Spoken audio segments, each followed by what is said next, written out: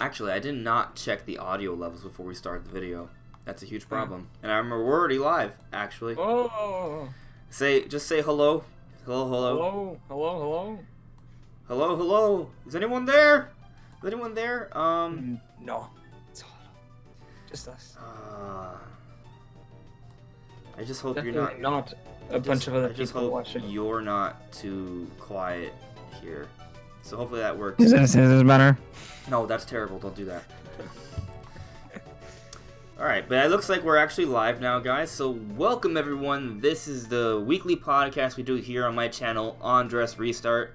I'm Andres Restart. The other dude is Brandon from What About Nintendo. What's up, bro? Yo, doing good. Good. So everyone, just let us know how the audio levels are, how the background music is, how Brandon sounds, how I sound before we get started. I want to make sure this sounds good. That way, this is not a terrible podcast. It'd be, it'd be bad if the audio was not good. But anyway, let's see how everyone's doing in the chat. So I see Super Chris is here. Hello, Mastermind. I know you're at work, but I see you're still here to some extent. So I'll see you when you are ready, whenever that is. Savage64, what's up, bro? Ariella, hello. Okay, Sabbath is saying everything looks and sounds good. Great, thank you very much. But if anything changes or anything sounds bad, please let us know. But anyways, guys, so as the title suggests, we're talking about a whole bunch of rumors today. Like a lot, because it's what's interesting. It's what's interesting to talk about right now. And these rumors are relatively credible. Like, I think they're worth talking about. What's backing a lot of these rumors is like they're consistent with what they've been saying, and there is a trail that makes them credible. That doesn't mean they're gonna happen for sure, but definitely there's a possibility. Some of these rumors do come true. I mean, we don't know if these are, but I'm just saying rumors in general do come true. Not all of them. Some of them do. A lot of them don't. That's just kind of the way it rolls, right?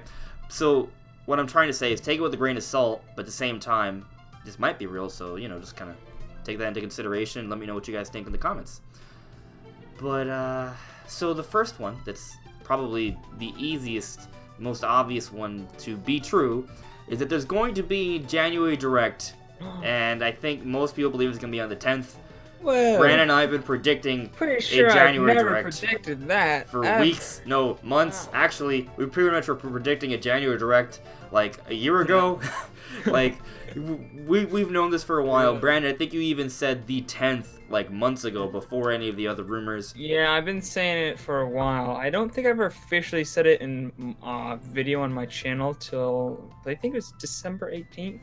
It's like middle of December. But yeah, I've been kind of hinting like, early, mid-January. Right, I mean, it always makes sense to do it in the second week of January, right? We talked about that a couple weeks ago, because the first week, the Nintendo representatives are still coming back from holidays, right? But the second week, that's pretty much the time to do it, because we barely know anything about any of the games that are coming out. We have barely any dates. Like, we don't really know. There's like February? We know nothing. We know nothing about February, Right, so yeah. there needs to be a Direct. Like, there has to be one, because there aren't really any release dates for any games. Yeah, there's like general release dates like spring and stuff. We don't know like when. Yeah, we in need to have spring. specific dates for a lot of these games already. And there's going to be some stuff that we don't know about that will be announced. I mean, it's going to happen. Like, even if it may not be this week, but it's going to be the week after. Like, that. Yeah. Is it possible that there won't be one? Sure. I And Space Dragon might also come out of my butt. Like, it's theoretically possible, right? Because a micro black hole could just, like, spur out of nowhere and molecules will disrupt and nuclear explosions everywhere. Like, is that possible? Not really.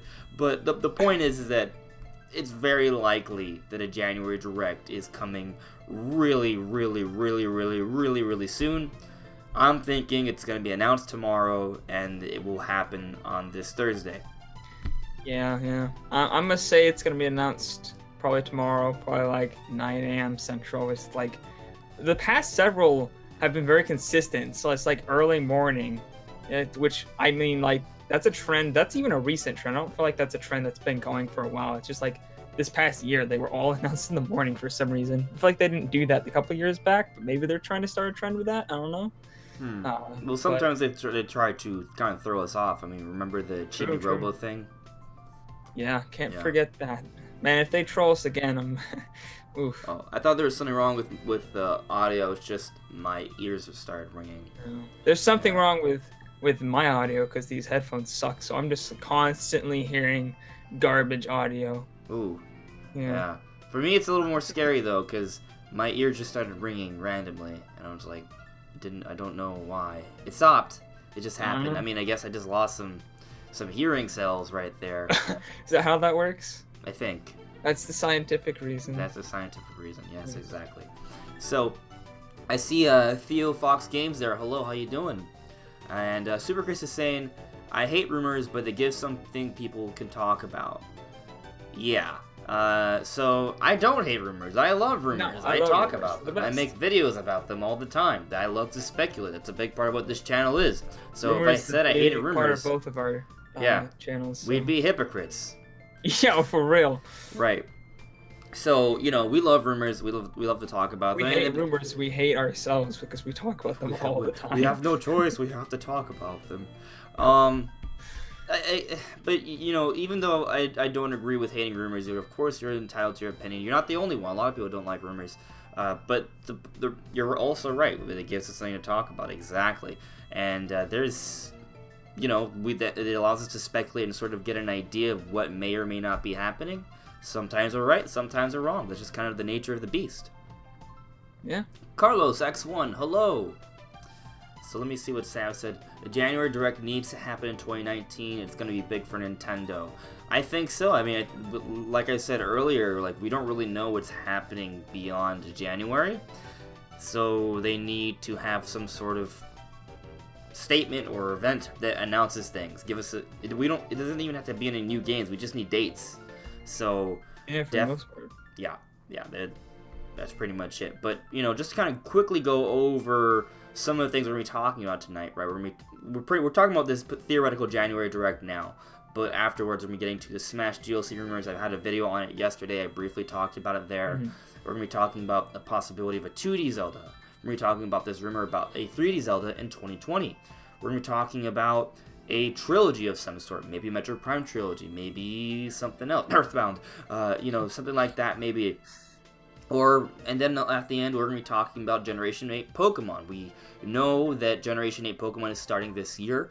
Typically, the hype cycle for Generation 8 Pokemon always starts pretty much in any new generation starts in like pretty much January. The last few generations, they start trickling out the information very slowly. We don't usually get a gameplay reveal in January, but we might get like a concept reveal. Like they might tell us like kind of like an idea of what to expect, and then around March or April is where we might get a gameplay reveal or something along those lines. So you know, we're gonna be getting hints and rumors all throughout the year. For Pokemon, at least the first half of the year, it's going to be all like hardcore rumors or the first 3 or 4 months, and then we're going to start to see the game. So there's some big stuff to talk about tonight, but we're excluding all of those rumors right there, Brandon. Is there anything you want to touch on before we move forward? Oh, anything I want to touch on excluding the rumors? Excluding Smash, Zelda, Mario. No, there's nothing about Mario that we have in the topics. No, yeah. Unless you're gonna predict that this trilogy that's rumored is for Mario. I don't know. Why would it? I don't know what trilogy would be best for Mario, to be honest. Hey, if they came out with the Mario Galaxy 3, then that would be a trilogy. There you go. Yeah. For the last 2 games. Yeah. I'd buy that. I'd buy that instantly. I'd be interested in. You know, I wouldn't be interested. I don't think I would be interested in an HD remake for Galaxy 1 and 2.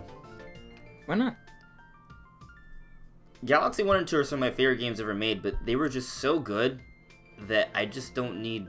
I don't know, like, it's almost like I feel like I don't need to buy it again. That's how good they were. What? I mean, I also have what them on my Wii. What doesn't make any sense? I know, it's weird. That makes no sense. Well, first of all, I have them on my Wii U. Like, I have them available on the eShop, so I can just kind of play them whenever. And if they were just to look better, I don't know if I'd be willing to pay $60 for that, since I already have them. If they did something to add more to it, then I'd be like, okay, maybe. I feel like for most people, they don't own them anymore, or haven't played them in a long time. So I feel like you're kind of this weird exception. Yes, I mean, I am the you weird have a exception. Wii U, so you are definitely a weird exception. Yes, I agree. It's just I've played them recently as well. I've played both of them several times. It's just, and I've 100%ed of them more than once. Yeah, the Galaxy 1 and 2, I love them. Never 100%ed it. I actually never played 2. I bought 1 when 2 was already out. Because, I don't know, some reason I thought I should play the first one, even though people kept saying the second one was better. I was like, oh, I should play the first one because it's the first one. Which makes no sense because it's Mario, so I could just have played the second one. But, I mean, I liked the whole, like, story in it, though. And I know the second one didn't have a very good story or something. And it had, like, a map instead of being able to, like, go around in, like, a little hub world. Which I was like, oh. It was a bit more streamlined. But the gameplay was very good. It was very, very good. The levels were amazing. There was so much going on there. But I also appreciated what they did in Galaxy 1, how you could visit, not Hyrule Castle, you know, the Mushroom Kingdom, visit, see Peach's Castle, see a Toad Town with that beautiful lake. Considering that it was on the Nintendo Wii back in 2007, those graphics were amazing. Yeah. So, you know, I thought it was just a stellar thing, and I was really excited about it back in 2007. So, right. But the games are very replayable. So if they were to someday make them, maybe I would get them. If it's a year or two from now, maybe I would feel a little differently because more time has passed. And if they do add more content to them, that'd be really exciting. But I would just be kind of happy if they just straight up made a Super Mario Galaxy 3. Like, don't even worry about Galaxy 1 and 2. Just make Galaxy 3. Miyamoto said he wanted to make one, but that was before Odyssey, so I don't know if he changed his mind or if he just wanted to do Odyssey first, or we'll see what happens. And I do think we're getting close to the next Mario game. When I say close, I don't mean like this year, but I mean next year. I would. Next year, I'm predicting the next Super Mario, like 3D Mario game, like the next Odyssey. Like it might be called Mario Odyssey 2, it might be Galaxy 3, it might be something all completely new. Yeah, I think so. Like if you look at the difference between Mario Galaxy 1 and 2, Mario Galaxy 1 came out in 2007, and I believe Mario Galaxy 2 came out in 2009. So I think it's reasonable to maybe see something similar where they kind of expand. If they reuse the engine. Right. Yeah. If they just expand upon Odyssey, they could come out with another game by 2019. Especially because we know that Odyssey was actually done for a while. Like they could have theoretically maybe released it at the beginning of 2017 or even holiday 2016. That was in the cards, but they just held off because of, you know, the way the Switch was being developed and all that other stuff. So they kind of just polished it for a while. Like they were ahead of the curve. So I think it's possible we could see Mario Odyssey in 2020. That's 3 years after Odyssey came out. It's not 2, it's 3. So you're right. Galaxy 1, the difference between Galaxy 1 and 2 is just 2 years. So the idea that we could see a Mario Odyssey sequel 3 years afterwards, I don't think it's crazy in the slightest. Oh, no, you're right. That could definitely happen. Yeah, especially if they reuse Odyssey. But if they spend 3 years instead of 2, it could maybe that's why we haven't seen any DLC. That's what I'm thinking, actually. That they're focusing on just creating another game. Now, of course, there could be Odyssey DLC this year. I would love to see that. I've been waiting for since the game came out, but it's been a while. And I know they've had like costumes and stuff, and then they had the Luigi DLC, but it's all been free stuff. And I was thinking that was all sort of building towards something, and it doesn't look like it has. It just they've wanted to keep people playing Odyssey, but they're not profiting off of it. I don't understand.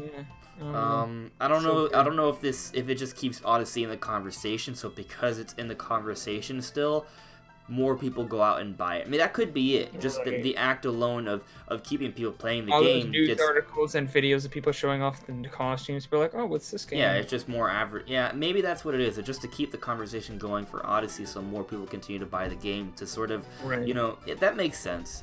Actually, there's a lot of concepts that they could do for an Odyssey 2 that from other games that they didn't touch on. Like, we don't have a haunted mansion at all. We don't have a haunted area. We have that, like, was the Ruined Kingdom, but they barely use that concept at all, and there's no ghosts in it. It's more like medieval stuff. So they could flesh that concept out, have ghosts. I would love that. And The bombs aren't in there. But I feel like it should be mentioned, though, that a lot of people have predicted, oh, they should add a Luigi's Mansion kingdom to the DLC for Odyssey. But the problem with that is that that idea kind of materialized for a lot of people before we knew about Luigi's Mansion 3. Luigi's Mansion 3 is coming out this year, so I feel like it's a little redundant. I mean, maybe they could come up with a kingdom, but I feel like they should just do something different. Now, if it's not based off Luigi, you know, they could still do something like with that castle kingdom that was very small. They could expand upon that. There's something there for sure. I would love the idea if it was kind of more like a Mario Dark Souls sort of thing, where it's like it's a medieval haunted world, right? Which is basically what that kingdom is. That'd be really cool to see Mario running around in different knight armors and see ancient dragons just kind of sleeping and waking up. Like, that's a cool thing they could do, and not really go for like the ghost thing, but more like the ancient thing, right? Like, he awakens some sort of ancient evil in a kingdom and he has to go and take care of it. That would be really cool. They could do something like that. That I would love. That'd be amazing, and it would feel very different from Luigi's Mansion, but still be kind of spooky in its own right. So that, I think it's possible. I don't know if they're, like I said, it's been so long that I'm not sure they're gonna go for it. But at the same time, I made a video on it a few months ago. Shunjiro Furukawa, the president of Nintendo, during an earnings report where they're talking about different things, one of the big things he said is that they want to add DLC to some of their major games that are already out on the system that have sold a lot. The two best-selling games on the Switch, excluding Smash and Pokemon at this point, are Mario Kart and Mario Odyssey, the two games that don't have DLC that are published by Nintendo. At least paid DLC. Yeah, I'm kind of like... It's kind of weird, right? The two best-selling games are the two that don't have paid DLC. Mario Kart is going to get DLC. Because I don't see them coming with a Mario Kart 9 anytime soon. Like, Mario Odyssey 2, that makes sense for 2020. But I don't see a Mario Kart 9 coming out anytime soon. I think I won that argument. I don't know, you don't remember, like a year or two ago, I was saying, oh, I don't know if we're going to see Mario Kart 9 on the Switch. I mean, it's not, it could still happen. They can announce it this year or next year, it could still happen, but I feel like it's more likely we just get an expansion. Yeah. I don't know. I mean, if they do a Mario Kart 9, it would have to be pretty different. I think they would have to make it unusual. If it's going to be on the Switch, maybe we'll see Mario Kart 9 as a launch title for the next system that comes out, like in 2022. That's very possible. But I would like to see a Mario Kart DLC as well. I would like to see an expansion. That'd be great. And they could even release an expansion as its own game. That's possible too. I mean, there you go. They could do that, and that'd be kind of like another Mario Kart game, right? Well, I think that's possible. Yeah, they released like a story expansion with like a hub world and stuff. Dude, that'd be amazing. Oh, I would love that so much. That'd be really cool, actually. Yeah. Even if they don't do that, even if they just bring back like the mission mode from Mario Kart DS, I would really appreciate that. But imagine like a sort of open world area where you could run around and you actually like go up to tracks. I mean, obviously there would be a menu if you want, you know, to get there quickly, but like an open area where you can actually go around and like see the tracks in the distance. Well, it's kind of one of the things that I love about the idea for Star Fox Grand Prix, because it's, from what we've heard about the rumors for Star Fox Grand Prix, is that it's going to be effectively a racing game with action elements, but there's going to be a hub world to explore.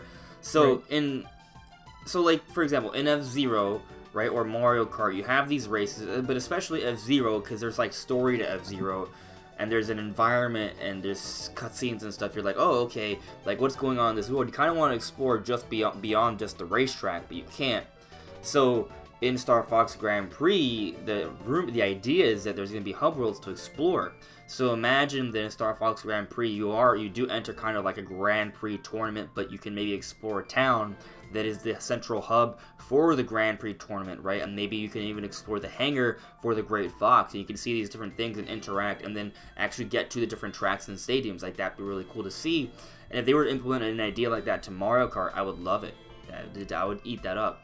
Yeah, for sure. Yeah, but I mean, this is all speculation. We don't know what they'll do. Mario Kart's been out longer than Mario Odyssey. We still haven't heard anything on DLC for that. But it wouldn't shock me if we see something, which the president of Nintendo said, that he wants to add DLC to their biggest games. Their biggest games are the Mario Kart and Mario Odyssey, and they're the two games that don't have paid DLC. So Yeah, I feel it's so like weird. they've had free DLC updates, just nothing paid, and I think there's a lot of money to be made there. So from a business perspective, it makes sense. But for going back to Mario Odyssey, it could be that they have so many ideas for Mario Odyssey that they're just focusing on creating the next game. Right.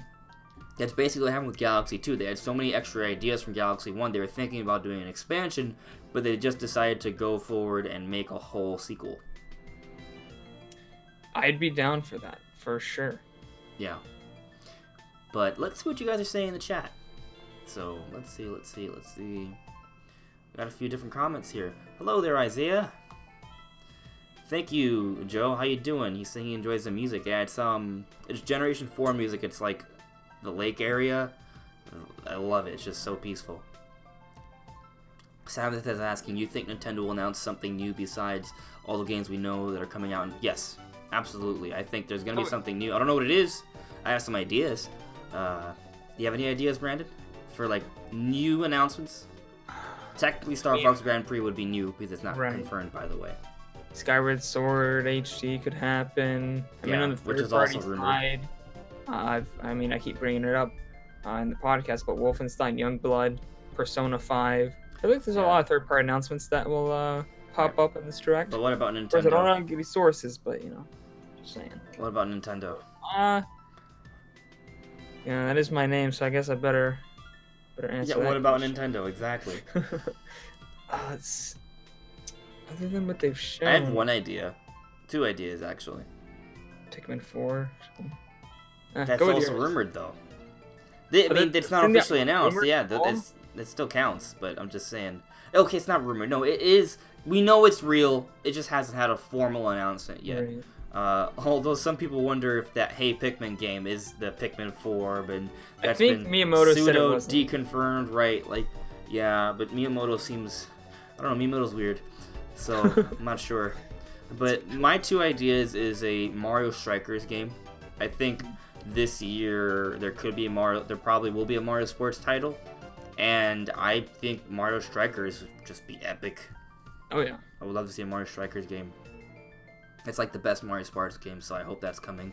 It's part of my predictions video, by the way. I was predicting that, but I predicted a lot of crazy stuff. So, another thing we could maybe see is some sort of Earthbound remake or trilogy, something like that. But I think we're gonna kind of get into that later on in these topics. But those are some ideas I think they can maybe do that'd be really cool.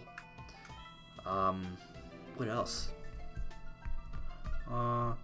Well, technically, we're going to talk about in the next topic, but 2D Zelda is also a possibility to be announced this year, I think. Otherwise... Yeah, there's been some rumors about that. Yeah. Any other ideas, Brandon? Sunshine HD. Sunshine HD, I would Please, love no. it, Joe. I would love it. I don't want to ever play that game again. Whoa, Super Chris with the hot takes here. He said, honestly, all Super Mario platformers just feel the same to him. Oh, God. What? How? No. I don't understand. I feel like Galaxy and Odyssey feel incredibly different. Yeah, 3D World also feels pretty different to the point where I don't like it nearly as much as the others. Sunshine is very still different. better than Sunshine. Yeah, I don't know if I agree. I can see what you're saying about Galaxy 1 and 2 feeling very similar because they're basically just one giant game. So makes sense. Yeah, Mario Galaxy 3 would be great to see at some point, Sabbath. I agree. So 24... Oh, go on. Oh, okay, I'll just say it. 24 Fight Futures. He said, oh, so I want Mario Galaxy 3. I love the Galaxy series. It could happen. Why, we got a Metroid Prime sequel. And Thursday's your birthday. Happy birthday to you. If we do a stream on it and you're there, we'll definitely wish you a happy birthday. Again. You might be getting a direct on your birthday. Maybe nice so. That'd be pretty nice, yeah. Joe is saying they could combine the exploration concept of Odyssey with Mario Galaxy, and we would be able to explore multiple planets instead of just the one world and a moon. They could. They can make it more open. I think one of the reasons why they went with the more linear design for the Galaxy games was just because the Wii was very underpowered. On the Switch, they definitely would have more options. They could pull something off like that. I would love it. Let's see. Cold Outright Sad No, though, said, to add on to the sandbox of Breath of the Wild, I hope they have stuff like that base building into next Zelda. Yeah, Cool. I kind of I think that, well, there's a rumor saying that we might see Zelda in 2020. So if they expand upon the engine for Breath of the Wild, they could really do something really cool. They need to do underwater stuff in the next Zelda. I think so. I've talked about it before too, but like the map for Breath of the Wild is kind of like the original Hyrule. Like if you look at the map for the original Zelda game, they're basically the same thing. Just obviously it's expanded upon greatly and filled in with a lot more. But like the general idea, there's like a coast in the bottom right, mountains in the north, and you know the castles. Like the Hyrule area is kind of more central. Like all of that is like very similar to the map for Breath of the Wild, but in The Legend of Zelda 2, that map for the original Zelda is kind of just a small portion of the map in Zelda 2. It's like a small little area. So the map for Zelda 2 is actually a much bigger Zelda game. It's way bigger in terms of scope and idea. So imagine if they were to kind of go to these other realms, these other kingdoms and islands that are beyond just a normal scope of the traditional Hyrule. It's within the canon. It's there. So when you look in the when you're playing Breath of the Wild and you look at those islands to the east, or you look at those lands to the north, technically they have a game that you can play in that. That's The Legend of Zelda 2. So if they were to somehow revisit those areas in a new Zelda game, maybe a game based off Breath of the Wild, at least the physics engine, I would love that. Maybe we can see that in 2020. I would die of happiness. Well, hopefully not actually die because I won't play it. Right. But, yeah. You know, I would love it. Let's see. Computer Robots, he added me, he was asking, so would Nintendo put any Mortal Kombat characters in Smash? You know, some people are thinking that's possible. Yeah, for sure. That's kind of a decent segue into the next topic, actually. So we could talk about that in a moment. I think it's possible for sure. But when I say possible, that's like, I think a Mortal Kombat could be like one of like 15, 20 characters that might be in. So I'm not saying it's super likely, but I think it's an option. Say hello there, Mark. Oh, Computer Robots is also suggesting they could maybe add Daisy's Kingdom, Sara Island in the Odyssey. That'd be interesting. I played that. I think it's pronounced Sarasaland. Sarasaland? Okay. Yeah. That's the one. That's the one from Mario Land, right? From the Game Boy. I think so. Yeah. I remember playing that one. That was really cool. I never played that one, unfortunately.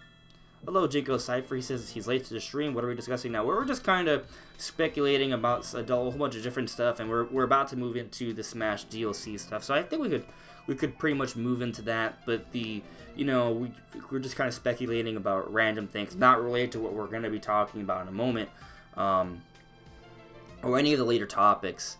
But the consensus is that there will be a January Direct for sure, maybe announced tomorrow. For me, I'm saying probably announced tomorrow, and it's gonna be this Thursday. 9 a.m. tomorrow, boys. Yeah, and then wake up. I'm gonna open my phone and be like, "Oh, Nintendo Direct." Yeah, it's gonna happen. Yeah. So let's just jump into this next topic here, though, because we all agree January Direct. It's totally happening. So, Smash DLC rumors. Now, I made a video on this yesterday and kind of covered it a few days late. I didn't think it was that big of a deal, but it's caught a lot of wind. A lot of people are talking about it. It's pretty believable. So I'll just kind of briefly summarize it. So there was a data mine for Smash Brothers that included 3 different figure packs that have different code names. One of them is Paku, which basically translate to piranha plant in English, right? The next one is Jack, which people believe it's for Jack Frost from Persona 5, Joker, which is already revealed. So those are 2 different DLC characters we already know about, but there's a third one. The third one goes by Brave. Now, apparently, I believe the Japanese nickname for Erdrick from Dragon Quest III, when translated to English, is Brave. And by the way, apparently all the coding is done in English because it's easier to program and stuff. That's what I've heard. So that's why it's all in English. But anyway, there's a third DLC name there, and all of these have stats, by the way, so we kind of have an idea of the running speed, the fall speed, the weight of these different DLC characters. So we already know that Piranha Plant's coming. We know that Joker's coming. But this third one people are thinking is Erdrick from Dragon Quest III. I believe it. There have been other rumors supporting it for a while. I've been predicting it for a while. I think it makes sense to have a Dragon Quest representative because Dragon Quest is such a big game. Dragon Quest could have a big show on the Switch this year. We know Dragon Quest XI-S is coming in Japan at least in 2019. I want it to come out for the Switch in the Americas and Europe this year, but usually they're slow. They're very slow at localizing. They take over a year usually, so that's why I'm not predicting it in 2019, but I would love to see it in 2019. So, I mean, we technically could get the Japanese version, but I don't read. I don't Japanese, so. It's an RPG. You don't want to try to play. Yeah, it's very story focused, so that's a lot to play in Japanese, a language I don't understand. So I don't know if understand all the menus and stuff. You're just like, Yeah, but basically, I hardcore believe it's gonna be Erdrick from Dragon Quest III as the next Smash character, but. And this is tangible information, like this is within the coding of Smash Bros. So this is not rumor. What's rumor is that it's Erdrick. We don't know who it is, but I believe it's Erdrick. I think it makes sense. But if you guys have any other ideas for what the code name could mean, I mean, we could talk about it. Could be a Bravely Default character. I just throwing that out there. Maybe it's possible. I don't think so, but maybe, yeah. Yeah, it's a bit unlikely. It's just kind of like. Well, Brave is that's a Square rep, right? Yeah. So I mean, they sold pretty well. They were a big thing. And so it's a possibility. That'd be interesting. And like we kind of think we're gonna see a Square Enix representative. A Bravely Default character would still fall under that. So it could work. I wouldn't mind it. I think I'd prefer Erdrick because I know more about it. I feel like it has a huge like legacy in gaming. But maybe getting a Bravely Default character will get me to play the Bravely Default series, and then I'll really appreciate that. I know the Bravely Default team was the team behind Octopath Traveler as well, and that was well received.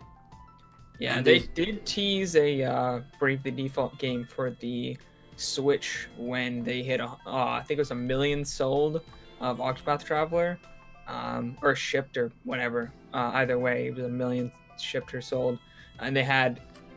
So they had a bunch of the characters, and the shadow was actually a flipped around. You probably saw it. Yeah, I did. This is a while ago. The some fairy-like creature fairy silhouette. Game. But it was a hint for the Bravely Default series.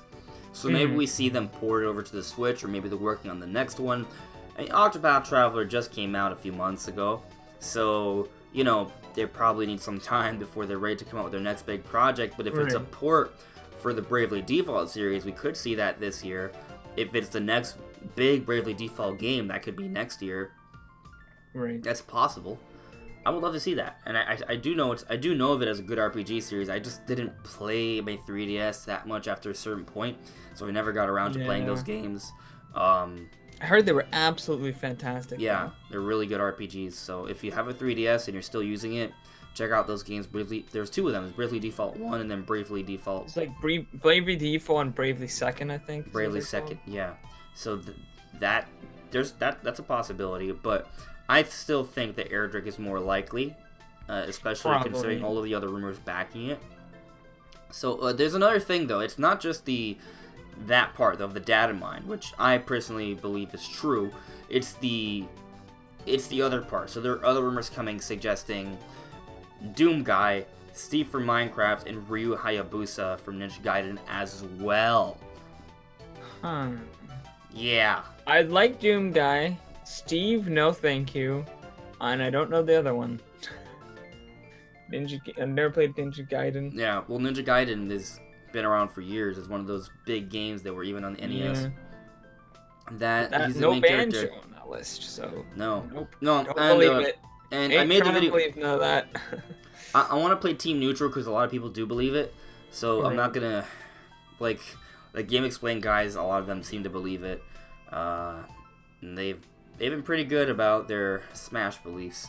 So you know, I'm not gonna say, oh, they're wrong, they're stupid. But these rumors that we're talking about, the Doom Guy, the Minecraft Steve, and Ryu Hayabusa, there's some holes because they came with explanations, and that already to me is like, okay, how do you know why this company is working with Nintendo to do this, and then they also know because Ryu is from Tecmo, right? Steve is from Microsoft, and then Doom is from Bethesda. So it actually explains the reasoning for these different, and also Square Enix for Erdrick. That's part of the rumor as well. Like, it's explaining why they're going to be the representative for each game. So how would they know why each company's plans? Because these are separate companies that are working with Nintendo. I doubt that they were all in a room together and like, oh, let's all decide what we're going to say. Like, I don't. Right. That to me is weird that they are able to explain the reasoning for each game, for each company. Makes me a little skeptical. At the same time, it's also saying that Minecraft Steve and Doom Guy will be announced at E3. I find that to be really weird because we know that the Smash Pass, the Fighters Pass, is ending February 2020. So if the final 2 DLC characters, and and there's still 4 to be announced. If according to this, the final 2 will be at E3 announced. That leaves 8 months of no announcements. I don't think they're going to do that. I believe that. Unless they're... I think they got to space it out. Unless Dragon Quest is not... Unless Dragon Quest is actually the 4th character. Here's the problem with that. One, the way the post is, it insinuates that it's going to be Erdrick, Ryu, Steve, then Doom Guy. Right? The insinuation is that's the order. But also it says that the Dragon Quest one is to focus on the 2019 push for Dragon Quest. So if it's the final one, why would it not be in 20? Because the last character comes out in 2020, right? The last one. So why would they have this character? It's all about 2019 come in 2020, and then also the Ryu ones for the 30th anniversary for Ninja Gaiden, which is this year, not in 2020. Yeah. So it just doesn't line up in terms of ordering. Doesn't make more sense. It doesn't make sense to me either. It also explains that Minecraft Steve was originally supposed to be a part of the base roster, but they cut him to promote Minecraft Dungeons. Think about that for a second. So Nintendo doesn't do that, right? Well, at least they say they don't do that, right? They create content after the game is out. So this is saying that they cut content from the base roster. They cut content from the original form of the game to save it for DLC to promote a game that's coming out. But at the same time, this is Minecraft Dungeons. Yeah, but the other thing is that Nintendo announced Joker at the Game Awards for Smash, but they did not announce Persona 5. So they are helping out sales of the Persona series on other systems right now. So why, like, if they're willing to go to the lengths to cut content from the base game to save it for promotion of a game that may be coming out later, why would they also announce Joker at the Game Awards and support another system that is not their own? Plus, why put that much effort into promoting Minecraft? It's gonna sell anyways. Yes, and the other thing is that Steve in the game, in the base roster, will still be promotion for Minecraft. It's not like having him as DLC is extra promotion. It's promotion regardless. So all of that to me just seems very weird. There's a lot of holes in these summaries for these different characters that make me skeptical of this rumor. But at the same time, all of these characters are very popular. They have huge legacies. They would turn a lot of heads. They would make a lot of money for Nintendo. So it makes sense in that way. They're not like stupid predictions. They're smart predictions. But that's what I kind of think they are. They're predictions that are being masked as a leak. That's what I think. But at the same time, a lot of people believe it.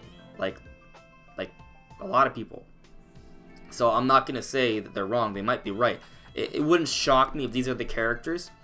But I am just going to play team neutral here and say I believe Erdrick. The other ones I'm skeptical of. Especially because we know there, in another data mine from the base game of Smash Brothers, we know there are spirits for Rare. There is a Jet Force Gemini and Blast Core spirit within the coding for Smash Brothers Ultimate, and those are games from Rare, a company that is now owned by Microsoft. So why do they have Rare spirits in the game? Why? My belief is that it's because they're working on some sort of Rare package to come out as DLC. It could just be a spirit compilation that coincides with Minecraft Steve. It also, and what I think makes more sense, is that it's for a rare character. And I believe that rare character is going to be Banjo-Kazooie. That's what I believe. And that's tangible information. Right. Not just forum posts. So yeah, that's what. Honestly, I don't know. It'd be interesting. I feel like Doom guy, I'd like. Dragon Quest, I'd be like, okay, that makes sense. Minecraft Steve, I guess he makes sense because he's like ridiculous popular. The one I'm kind of like, oh, that's interesting is the one from Ninja Gaiden. Or Gaiden, how do you say that? I say Gaiden. Gaiden. I feel like, is that series even super popular anymore? It's okay. There's games that come out every once in a while. That one stands out to me as a game that's like... The Ninja Gaiden was really big on the Xbox in the early 2000s. Is big back in the day. Like, it has a history back all the way back to the NES. Like, it's one of those games that has a history with Nintendo. Kind of just like Castlevania. So, you know, like, Castlevania's not really that big anymore either. I would say that... No, it's not. Having Ryu from Ninja Gaiden isn't that much different from having the Castlevania guys either. True, but they're not DLC. Castlevania is bigger to me. Yeah, but that's the other thing. DLC, right? Exactly. So,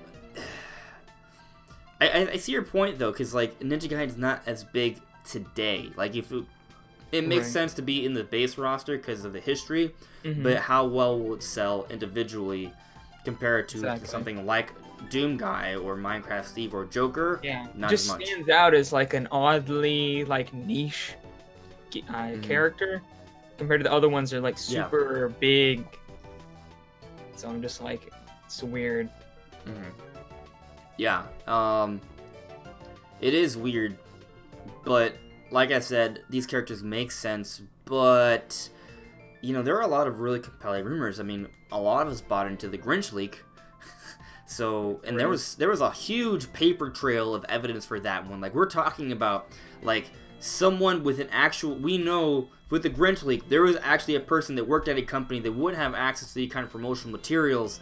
Like, that was all real, right? There were separate companies doing different things in accordance to this. Like, there was a bank that had a video, they had to take it down, that was showing, like, actual content from the printing company. Like, it was so layered, like... Whoever did this, either A, got extremely lucky, had like the devil's luck and a lot of different things went according to plan, or they really thought this out. Like, there are some people who are really intense about these rumors and they want them to be believed. So, I'm just saying, like, that was all, like, way beyond just forum posts that made some good predictions on some games that are coming out. Like, it's pretty intense. And at the same time, it could just be that someone has some inside sources and they want to sort of really get all the attention here, because like, here's the thing, it's believable for someone to have some information because they have ties to one or two different companies, but to have ties to Bethesda, Microsoft, Tecmo, Square, and Nintendo, like that's especially Tecmo, it's just an odd company. Yeah, I don't know, I'm very skeptical of it, but we'll see, I guess. I want to see what you guys are saying in the chat, because I know a lot of you guys have opinions on this. So let's see. Let's see. There's a lot. We got a lot.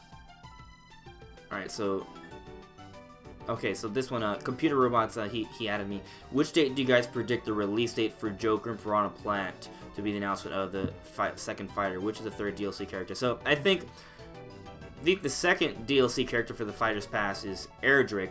Technically the third DLC character for Smash Bros, but for the Fighter's Pass is Erdrick. That's what I think. Brandon, do you agree, or you have another idea? Yeah, I mean, it makes sense. He's the one in the data mine, so if he wasn't going to come out first, why was he put in? Right, well, I mean, we don't know if it's actually Erdrick.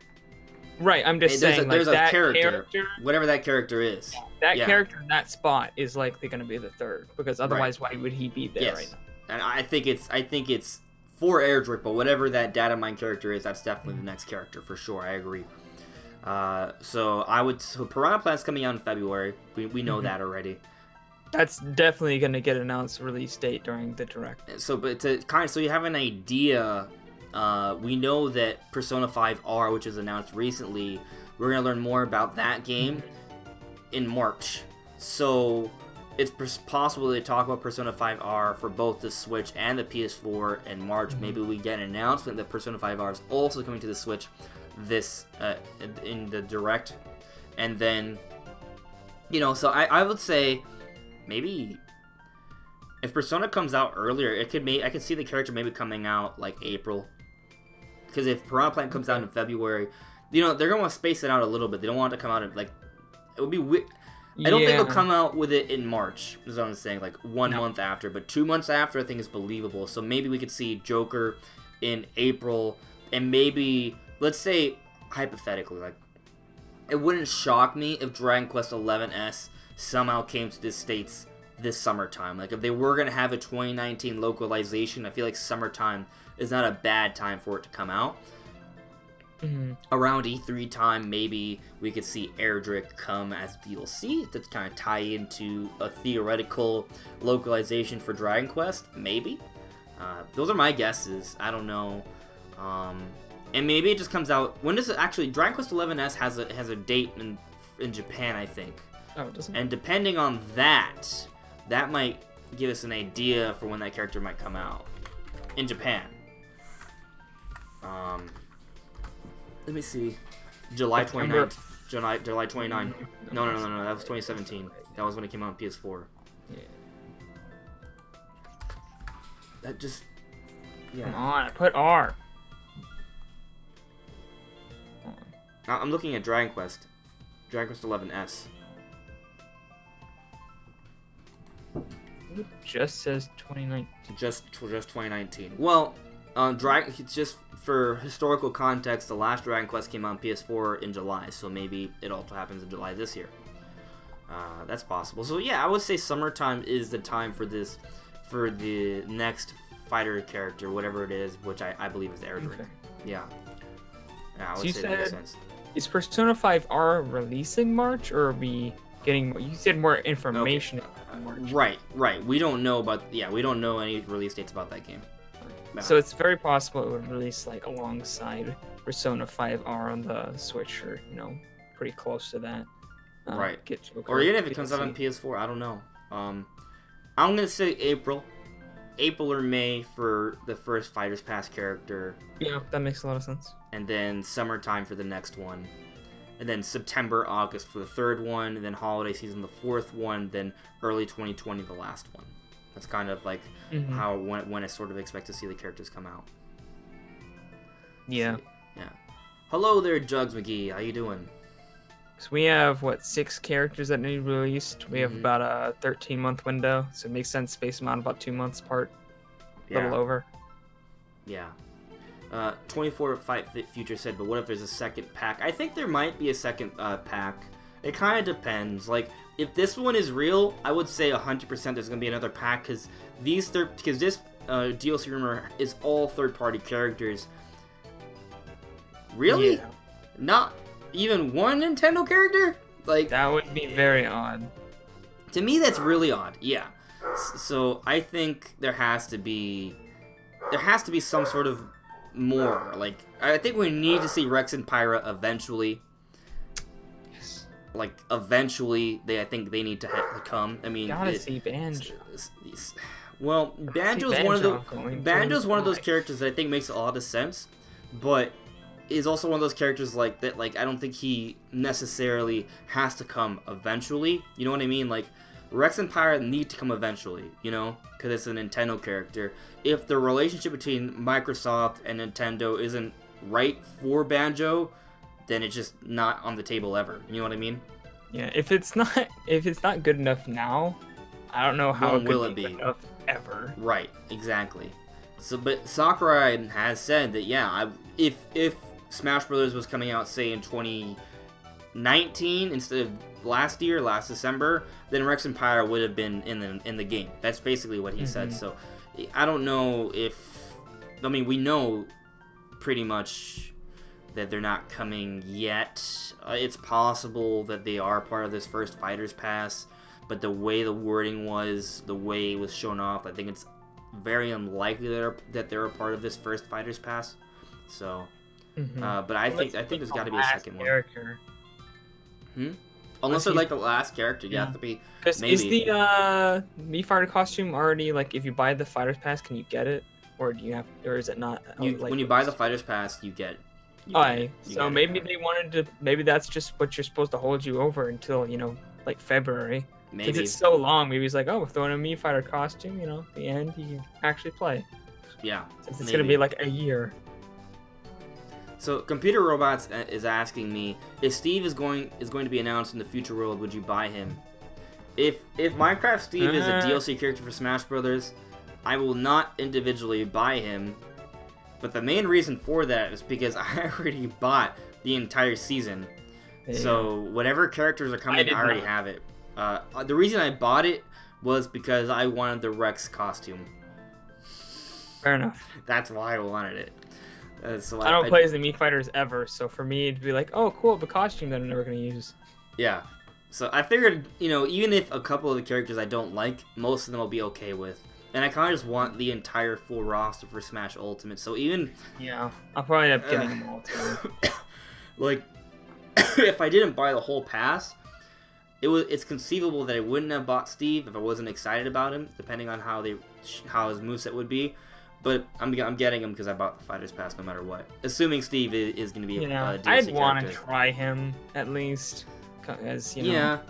It's a Smash character. You have to at least try them. I mean, come on. Hello there, Cyndaquil. I'm sorry you can't stay either, but hello. Yeah, but let's, So what do you think about this? Do you think that these characters are going to be real or not? Are you going to be on team neutral like me? Or what do you have to say? I feel like I think we pointed out a lot of holes, but it's still pretty possible. There's nothing about this that's like, nope, that's fake. So yeah. I'm team neutral, but I'm leaning towards fake. Okay, team neutral, but leaning towards fake. Okay. All right. Yeah, I'm pretty similar. Team neutral. I think I'm betting on Banjo still, basically. I would love to see Doomguy though. Put Doomguy in Smash. I would like that, but at the same time, Doomguy himself doesn't have that much personality because he's just in a suit. No, but he's like super brutal. Yeah. Got a lot of guns. Yeah. It would be interesting to see how they would handle that in Smash Brothers. It would be cool. I mean, it could be kind of like Ridley. Like, Ridley does some stuff, like he stabs people with his tail. Like, there's no blood, right? But it's kind of visceral. Yeah, so, I would say Doomguy probably has as much personality as Samus does in the Prime games, because there's a lot of, backstory to him, and you can go, find different... I mean, there is a lot of similarities in Metroid in general to Doom. Right. You can go and play find it on Switch. It might be a good idea to get a kind of a decent idea of how Metroid might be. But you can find different diary pieces and stuff that tell you stories about the Demon Slayer. Very similar. Yeah, Wolfenstein's similar too. You get knowledge of the world by exploring and seeing things that are written down and stuff. Exactly. I think Doom and basically Doom and Wolfenstein, that game design is inspired by Metroid. Yeah. I'd say so. Yeah. Especially Doom, especially with the fast movement and platforming and stuff. Absolutely. So I actually see another interesting question from Computer Robot. So he's asking, do you guys think the DLC fighter would be added to World of Light gameplay, or even add in continuation of the story mode to fit them in by Sakurai? I'm gonna say no-ish. So I haven't beaten it, so I don't know if there's a good place to put them. The way I see it is, the only thing that'll happen is that whatever spirits are included with every fighters pack, there will be a spirit event centered around that fighters pack. So if you've been playing Smash Brothers, you get spirit events, so you can go and collect different spirits. So there will be that. Aside from that, I don't think they'll change World of Light or the spirits or anything like that. They'll just add more spirits and have a spirit event.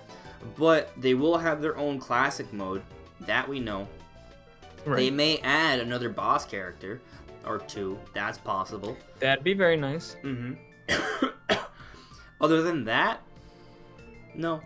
I don't think they'll do much else. There'll be another, in terms of the story mode, I don't think they'll add it to that. But they'll have their own classic mode, which I think is cool. So what? I don't think you'll have to unlock them. I think you'll just buy them and maybe challenge them, I guess. Did you challenge them in the Wii U one? I think you just had them. You just had them. Yeah. Yeah, well, the Wii U, you didn't challenge any characters. Oh yeah, you didn't unlock anyone, There's so zero that's not a unlocks. good reference point. Why we use bad. Well, I didn't buy the 3DS one, so I don't know they handled it on 3DS, but I'm pretty sure even on the 3DS they were just available. Yeah, they were all about parody and stuff with that kind of thing, so... Yeah, I would just say that they're just going to be available. There'll be a Spirit event, and they'll have their own classic mode, which will be interesting to see how they handle that. I still have the hope that they'll add some additional mode to Smash Ultimate, maybe like Target Break or something, hopefully, but... I hope classic mode gets, you know, that like level where you run around and break the different boxes. I hope they add new levels to that.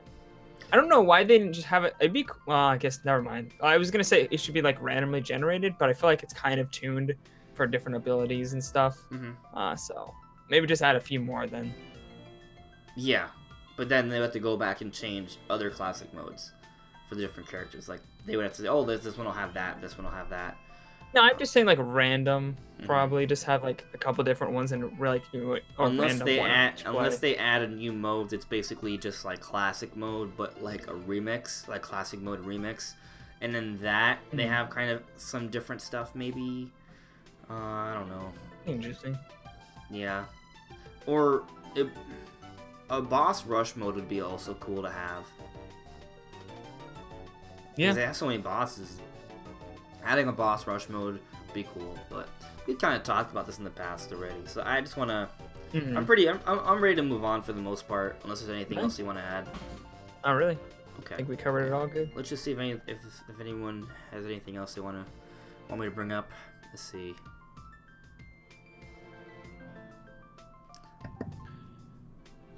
Yeah, Cynical. I think Doom Guy would be cool. I wouldn't mind if he was added. Jinko Cypher says Team Neutral. Always will be like that during the Cringe League. Yeah, since then I gotta play Team Neutral, exactly. Yeah, for real. I said when the Cringe League was going on, if this is not real, I will not believe any rumors ever. And so it wasn't real. There you go. Now I don't believe any rumors ever. A man of his word. So Isaiah's saying, imagine if Doom Guy versus Isabelle. That would be a matchup. I don't know who would win. Yeah, so let's move on. All right. So now the next couple of topics, actually all of the remaining topics, are all centered from this one leaker. If you guys follow Arrow, he's been covering this a fair bit. But basically, let me see if I can pull it up on my Twitter real quick. Just let me see.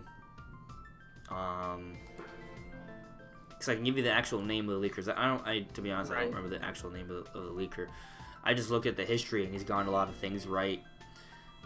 Let's see. How do you go? Oh, is that? Okay. Yeah, I'm almost there. Almost. Alright, so apparently his name is King Zell. Okay. Alright, so if you check out Arrow, he's been covering it a lot. But basically, a lot of things have been said.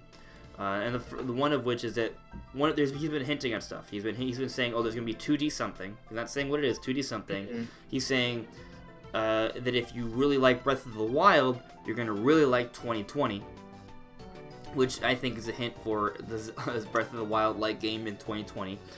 And he's also saying so he's hinting 2D something this year, trilogy something this year. If you really like Breath of the Wild, you're gonna like 2020. And he's also saying that Pokemon is going to have a Breath of the Wild-like year. That doesn't mean Pokemon will be like Breath of the Wild, but it's going to have like a big year like Breath of the Wild. That's what he's saying. So those are like kind of the 4 things that he said, and he has a very, very good track record of leaks and such. So... yeah, you know, 2020 for Zelda, honestly... Zelda Breath of the Wild came out early 2017. If that came out like holiday 2020, that's more than 3 years. Yeah. Do you want to do this topic? Technically, I ordered the topics: 2D Zelda, 3D Zelda. Oh, are they all separate? I thought they were all one. We could just make it one, but I made them as separate topics. We don't have to go in order. We don't have to. I just feel like if people are gonna be like, oh, when they're not talking about them, because I have the outline, I could just change it. Whatever you want to do. I mean, we already talked about this, so I think... Alright, let's talk about the 3D Zelda first, then. So, yeah, I agree. I mean, Breath of the Wild... kind of talked about this last week, right? We were just kind of saying, like, it's possible that the next 3D Zelda comes out next year, because Breath of the Wild, that came out March 2017. So 3 years later, it would be March 2020, and I imagine that it would be a holiday 2020 title. So that'd be more than 3.5 years. Yeah, that's enough. And if they're using the same engine, that's plenty of time. Right. And gives them time to expand upon the idea in a lot of ways. Like Majora's Mask, it took them what, 2 years using the same engine? And they explored a lot of different concepts with that weren't in Ocarina of Time, and this is a lot more time than that.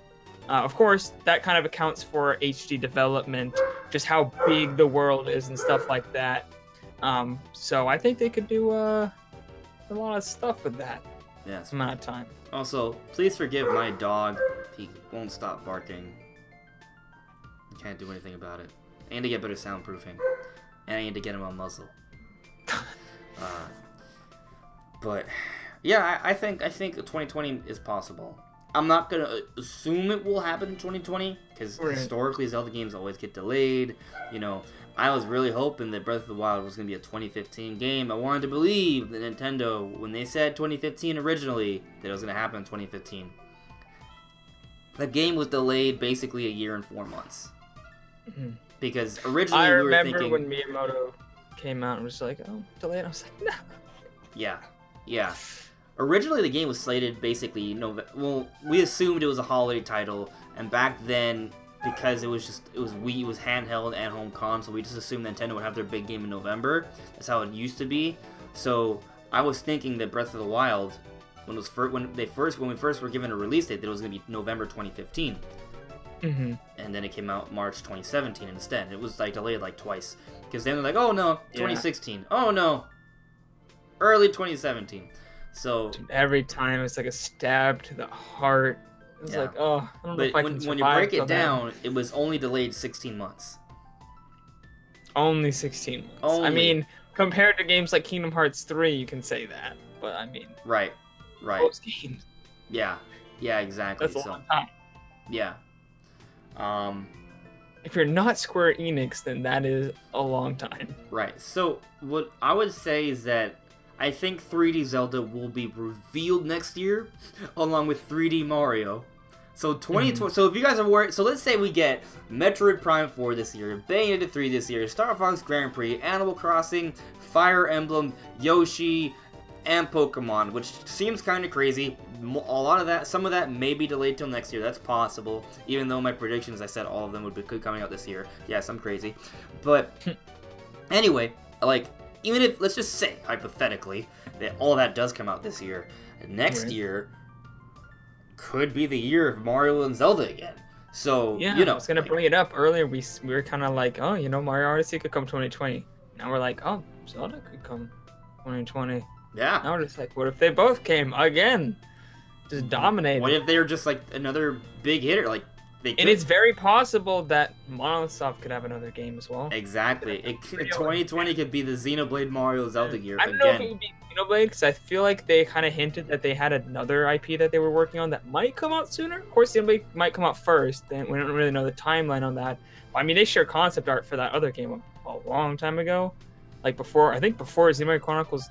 I think it was around the reveal of Xenoblade Chronicles 2, or it was before, somewhere around that time. So they've been working on that game for a while. So that could possibly come out. Maybe a Xenoblade Chronicles X sequel. Who knows? Okay. Yeah, I'm just actually moving the topic so it's a little bit more organized. Gotcha. Yeah, no, you're right. It could something from Monolith Soft that doesn't have to be Xenoblade. Very true. I wouldn't mind if it was Xenoblade, but I would love to see what else they could pull off. I also feel like it's still not impossible for us to see a Xenoblade export either, right? True. And especially if they have some Xenoblade something or something that reminds us of Xenoblade, like they could tie that in. If 2020 is a thing, maybe we see Rex and Pyra added as DLC sometime in 2020 when Monolith Soft wants to show off or get some promotion for their next big game. I think that's an option. True. Yeah. So I would love to see that. And, you know, just to kind of talk about this a little bit more before we move on to the next topic, which is 2D Zelda, like, I feel like if it's 2020, it's pretty clearly going to be based off Breath of the Wild. Like, maybe they use that as a starting point. I'm not saying it'd be, like, basically Majora's Mask, which just kind of reuses the same characters and models. I think it'd be completely new models and stuff like that. Yeah. It wouldn't be that, but it would have the same framework. So they'll probably expand upon the physics engine, maybe add even more cool, crazy stuff. I definitely agree with you. Actually allow us to go underwater this time. Maybe the environment will be even more destructible. Maybe you can smash through mountains. I don't know. Like, what they could do, they could, like, it'd be imagine... cool if you could, like, actually destroy bokoblin camps. Like, just take them down. Just anything, like, it'd be cool if, like, everything in the world is 100% destructible. Like, maybe it'd be really hard to break an entire mountain, but it would be possible. Like, it may not be reasonable, but it's possible, you know? And that may sound like a pain in the butt in terms of game design, but if the world can regenerate, then as long as the world regenerates, it's fine. Like, the way they kind of handled Breath of the Wild, like, the game would kind of refresh itself every couple of days with the Blood Moon. Because there would be so much things you would break and destroy and enemies you would kill. All of that would refresh. And basically everything would respawn during the Blood Moon. So they could have some sort of mechanic in the game like that, where after a certain amount of time, everything regenerates, including trees, temples, dungeons. Like, maybe like they could just kind of have... Maybe some things don't regenerate because it depends how they want to handle it. But they could just say, oh, you know, this world is very strong in magic, and so the magic forces everything to recover after a couple of days. Like, they could do that, and that would allow the world to be fully destructible, and you could do a lot of crazy stuff with that. That would be awesome. I think a more reasonable thing would be, like, buildings and bokoblin camps and stuff, but, you know, Nintendo, with Breath of the Wild, they kind of went that one step further beyond the reasonable, so it's possible they'll do that again. Yeah, and I definitely think there's a lot of stuff you can kind of do in the air in Breath of the Wild. I think they can expand upon that as well. Maybe we do get some sort of flying creature this time we can ride. Yeah. Maybe there's a dragon. Maybe they bring back the Loft Wings. Like, I think... It'd be cool if there were just, like, actual, like, islands in the sky that you could just go and explore. Like, maybe Skyloft is actually there. Right. The canon is that there are lands in the sky. So how cool would it be if, like, the next Zelda, it's an area of Hyrule that it has, like, you know, the sprawling green hills, but there's also a big ocean area where you actually sail on the ocean, and there are islands, and you go underwater and stuff like that as well. But at the same time, there's a sky. There are islands in the sky, and there's a land in the sky. Like, so they make it, like, there are just, like, a lot more areas of elevation, not just the mountains. And the mountains are really cool. I hope it's still a very mountainous region. I want all of that. But they could just add more layers, like... Yeah, because that's one thing that they did well in Breath of the Wild, is it felt like not only was the map big, just, you know, horizontal, vertical, you know, flat like most maps, but it had just such a verticality where they could hide things anywhere in this huge vertical space. Most games were not like that. Right. Yeah, expanding on that would be amazing. You make it huge, and I definitely think there should be a lot more towns or a lot more side quests and people, like an actual castle town that's not completely gone. That would be cool to see. A living Hyrule. Like, I think Breath of the Wild, they needed to kind of design it around this concept of it being destroyed and barren, because it would have been too much to do to create a filled living world, right? So what they had to do was that design of it being an apocalyptic world. But for this next Zelda, they'll probably have more time to just focus on creating a lot more towns and people and just creatures and things going on in the world that would just make it way bigger in terms of content. Yeah, I would prefer a Terminus situation. Obviously, I don't want to, maybe not go to 2 Termina. I mean, maybe they could go to Termina again, but I want to go to another place, like another place outside of Hyrule, where we get a whole new bunch of lore and crazy characters and crazy things happening. Like, because Majora's Mask was awesome. You just went and there was just like, you didn't know what was what. Everything was weird and strange and different. It was amazing. I loved that. Yeah, I would like to apologize that I don't just live with the wolf that always barks, but I also live with cavemen. So please excuse the noise. I'm really sorry about that. I don't know what's going on. Actually, give me a second. I'm gonna try to quiet down the cavemen. But continue with your idea, Brand. I'll be back in a second. All right. I'll talk to the masses here. Yeah, so guys, obviously in the comments, let me know what you guys thought of Majora's Mask. But I always thought it was like, you come into Clock Town, you're in this forest, it's crazy, it's mysterious, you're just driving on your horse, you get knocked off, you don't know what's happening, there's this Skull Kid guy, crazy mask salesman, and you're just going around, it's this whole weird place, and not only do you feel like Link has that, you know, sense of just like, what's happening, like even the player character's just like, I don't know what's happening. Like usually when you play a game, typically you're the one in the dark and the character's kind of like, you know, I know this world because I've lived here, you know, my whole life. But Link was just like, even just like, what the fuck is happening right now? So it was like a really cool experience that I feel like doesn't happen too much. So I'd like to see that happen again in Zelda because it was just crazy and weird. Yep, I heard part of that. Don't worry. They heard all of it, so it's good. I figured you guys would want to hear me talk, so I left it. It's fine. Yeah, what did you say? I was just talking about how crazy Termina was, and just the fact that it's just a weird, like, Link's just going along, and all of a sudden he gets attacked by this crazy Skull Kid dude, and this magic mask and crazy mask sales dude, and it's just like weird. It's like, it was just weird. I want a lot more characters with weird personalities and backstories. Like, I want them to really do some crazy, memorable stuff with that. When we did the Zelda discussion comparing, what did we compare? We compared Ocarina of Time to what? Breath of the Wild. Breath of the Wild, okay. And like we talked about, one of the big strong points for Ocarina of Time is that it has so many unique characters that really added to how memorable the game is now, right? So Breath of the Wild didn't have that many characters in the overworld. They were very memorable. They're kind of pretty basic. Yeah. Of course, there are exceptions, but I'm just saying, with how big Breath of the Wild is, they could have added a lot more really weird, unique characters. Like Majora's Mask does a great job of that. So I would love to see them go back to having a lot more weird characters, and I think they'll be able to with the next game, because they're not going to have to focus so much on the physics engine and creating a giant world, because they already did that. It's going to be easier to make the next one. I want weird characters, I want weird enemies, I want weird new, maybe even a new race. If they introduced a new race, that'd be pretty cool. Or bring back the Minish. Oh yeah, if they bring back the Minish, they had ideas for that. I feel like a lot of their ideas for Breath of the Wild, their canned ideas were actually pretty good. Like aliens was interesting. Giant saucers, yeah. Yeah. At the Minish town that they were going to put in. So incorporate some of that in there. That'd be great. Yeah. No, I love it. Like there were some new creatures in Skyward Sword. Like they had the moles. Like maybe they could bring them back. That'd be cool. Like where'd they go? Like what if? Because we're talking about how like there's so much more elevation in Breath of the Wild. What if you can go underground?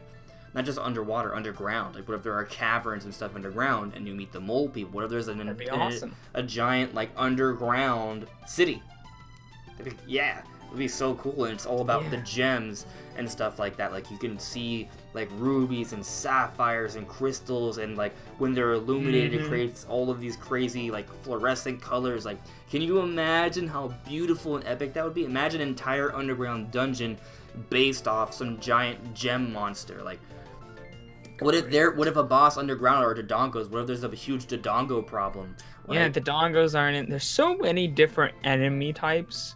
I feel like in that just aren't there in Breath of the Wild. It's just like where'd they go? They're not here. Yeah. No, it'd be so cool. I would love it. But let's move on, because we still have a lot to talk about. Let me see what you guys are saying in the chat before we move on. Let's see. Where's the chat go? There it is. The next Zelda game, but do you not play as Link this time around? What do you guys think? I think it should always be Link, personally. That's what I think. I feel like it's canon. It's always Link. I wouldn't mind to have Zelda as an option. Like, a playable Zelda would be cool. but I don't agree with Linkle. I don't think that should ever be a thing. I don't think it should ever be like, oh, you can be male or female like Link. No, I think Link, story-wise, has always been a boy. I think he should stay a boy. If you want to play as a girl, Zelda is great. Like, there's so much you could do with Zelda. But I just feel like they shouldn't take away from the canon just to give you more options. But I'm fine with Zelda being playable. Like, I would love that. I think Zelda being playable, there's so much you could do there. Especially if they kind of play to, like, all of the... Like, in Ocarina of Time, she was taught by Impa. You know, what if she has a lot of ninja abilities? She's more acrobatic and nimble. That'd be really cool. Or play to the mage options, because she's a mage, and she could just shoot out magic, and that's also really cool as well. I'd love that. Yeah. Let's see. Yeah, Samus is saying the Mushroom Kingdom next door to Hyrule. Maybe. Your mom, Brandon, said, "Do you think the new Pokemon game for the Switch?" I'm so confused for a second. It's not actually your mom. That's the user's name. What? Yeah, he was asking though. Do you think the new Pokemon game for the Switch will be based in the UK? Maybe. There's a Pokemon Crown and Scepter rumor. That's possible. That'd be cool to see. I wouldn't mind that. Crown and Scepter. Yeah. I don't know if it's. I doubt that rumor is real, but it could be the case. That it's one option. Could happen. Yeah, for sure. I mean, the main reason why I doubt it is not because I don't think it's a cool rumor. It's just because there are so many rumors like that come out for different Pokemon games every year, just like that I'm just saying, like, it's like, that kind of happens all the time. Like, it's like a dime a dozen. So, but maybe. But yeah, let's move on to the next topic though. So, I caught off 2D Zelda. What's wrong with me? All right, so let's talk about the 2D Zelda. So, it doesn't even have to be a 2D Zelda, by the way. So, if any other ideas, we'll talk about it. But the part of the rumor is that there's gonna be 2D something this year, supposedly. So, assuming that's real, what would that be? I think 2D Zelda makes sense. There have been some rumors and murmurings of a 2D Zelda. If a 3D Zelda is next year, I think this is the year to have a 2D Zelda. Another thing to note, though, is this rumor also says there will be no remasters or ports. So, I don't know if I believe that. I think it might just be in reference to Zelda, which I'm also skeptical of, because Eiji Aonuma said Skyward Sword on Switch, like he was teasing that. So, I feel like it'd be really weird for a Skyward Sword to not come out on Switch after Eiji Aonuma teased it. The Zelda director, the one in charge for Zelda. Yeah, I could see no Wii U ports, though, just because how stacked this year already is. Yeah. You don't necessarily need any Wii U ports, but... If there are no ports or no remasters, I feel like the premise of this year being of Bayonetta, Metroid, Animal Crossing, Fire Emblem, Yoshi, and what else is there? Luigi's Mansion coming out this year isn't crazy. Like, if there are no ports at all, no remasters, like, that just that leaves less Nintendo games. That you take out Metroid Prime Trilogy, take out Skyward Sword HD, you know, you don't have as many options for every month of the year. Yeah, that's true. I feel like there's going to be a couple. It may not be Wii U ports. It could be... Skyward Sword HD would be a Wii remaster. A Metroid Prime Trilogy would be a Wii remaster as well, which is kind of like a partial GameCube remaster. So, you know, there's technically not Wii U ports. I feel like the Wii U ports that they could actually, like, worth porting are kind of running a little low, and just, we don't need them anymore. Yeah. So why would they? Yeah. There's it's just kind of weird. Like, I would love to see like a 2.5D Zelda, like an HD kind of a Link Between Worlds or something like that. Would be really cool. But like, to see that and Skyward Sword HD in the same year, that'd be weird. I think it's possible though, because they're very different. It is. But it's also it would be weird to not see. I think it would be weird to not see Skyward Sword HD after what Eiji Aonuma said.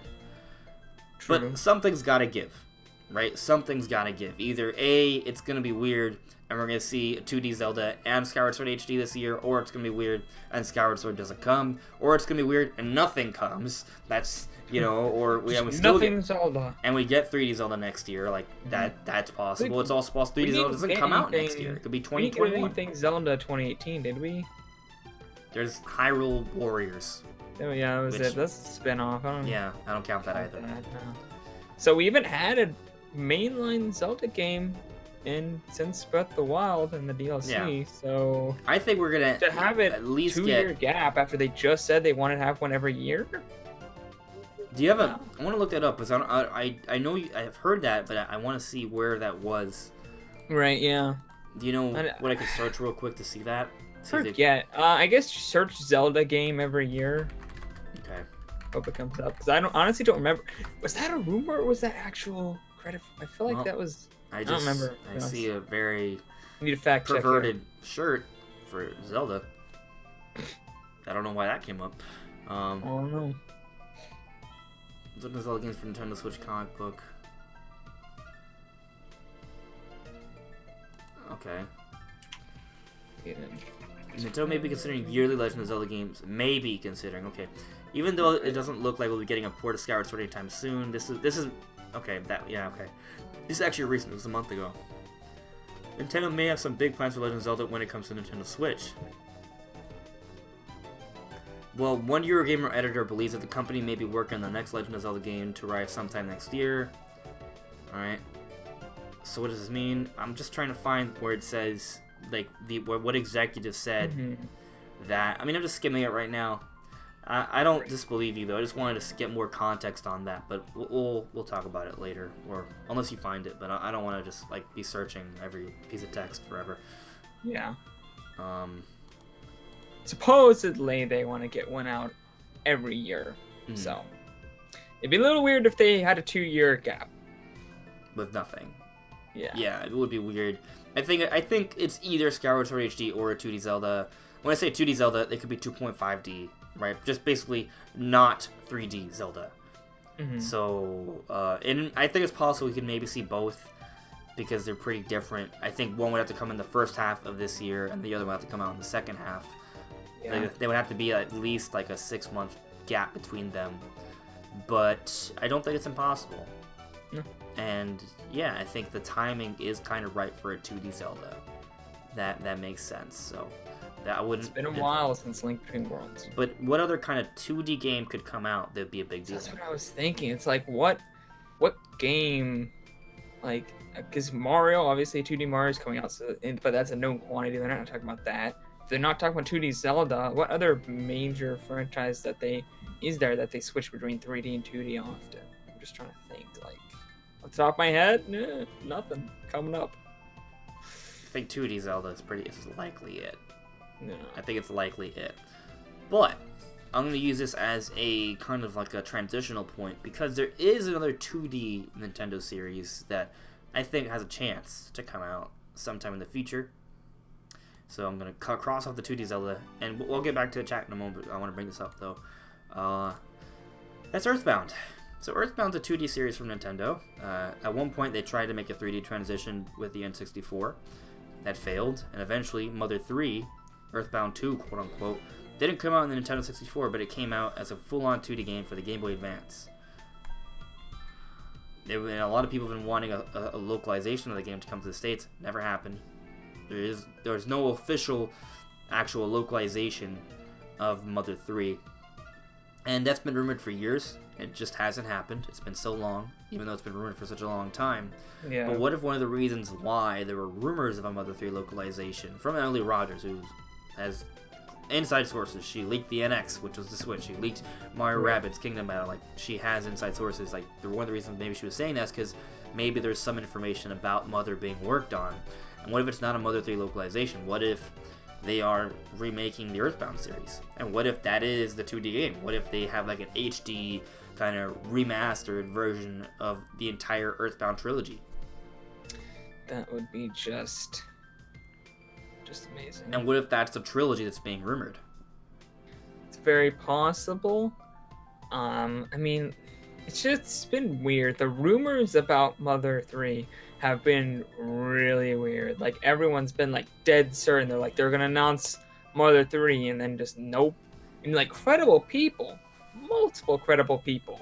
It's not like, you know, one-offs and random people who never get anything right. And it's like, many credible people have been like, nope, this is gonna happen, and then just nothing.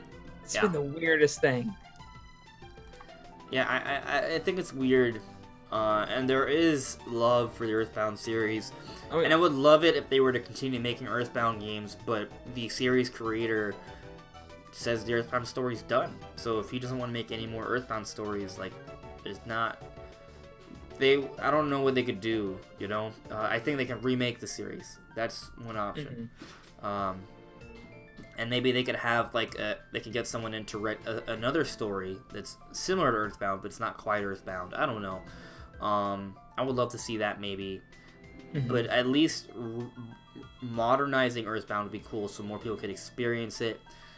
Like, Earthbound 0, or Earthbound Beginnings, it didn't age very well. Earthbound on the Super Nintendo is pretty good. It's pretty playable. They could do more with it, for sure, but it's pretty good. And I never got to play Mother 3, so I can't really speak on that one. So I would love to see it remade somehow, even if it's just a remaster. But as Sad64 brought up in the chat, he said, what if there's an Earthbound remake with Octopath Traveler graphics? That would be really cool. Like, I would love that. Or maybe even if it's a 3D, completely 3D remake of the Earthbound series. I would love that too. Like, anything Earthbound I'd be very into. Of course, there's varying degrees. Like, if it was like what they originally wanted to do with Earthbound 64, but obviously with modern day graphics and technology, they actually were able to pull off that concept. That'd be really cool, because at one point they wanted to do it. It's not like they just want to stick to 2D. They wanted to create a modern Earthbound RPG, at least at the time, but the project was canned. There was just too much that they couldn't really get right with that. So it'd be really cool if they somehow did that. Now, I wouldn't predict that for this year, but maybe it could be in the works.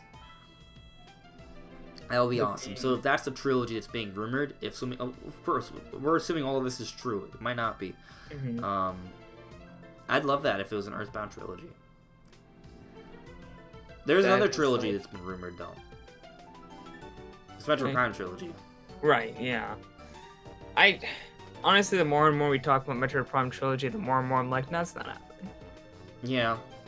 Tell you what, if we don't see it announced at this Direct, I just don't believe it's happening. No, if it doesn't get announced this Direct, it's not happening. Yeah, for sure. That's what I'm gonna be. I'm gonna be on team no longer real. But it could happen this Direct. Could. And depending on how big this trilogy is, like if it's more than just like a remaster, I wouldn't be surprised if Metroid Prime 4 doesn't come out this year. Like if it's like a really big remaster. But if it's more of like a just kind of like, okay, the trilogy, but with slightly better textures, right? Slightly change, like you just get the Twilight Princess HD effect. Like like if it's just like a Twilight Princess HD, I'd be like, okay, it might still happen. It kind of depends when it comes out. Like if they announce Metroid Prime Trilogy on Thursday, right? And even if it is like kind of basic, but they say, oh, it's coming out sometime in 2019, then I'm gonna think Metroid Prime 4 definitely isn't coming out this year. But if they announce it for February, and it'll be okay, yeah, Metroid Prime 4 could still happen, like holiday season.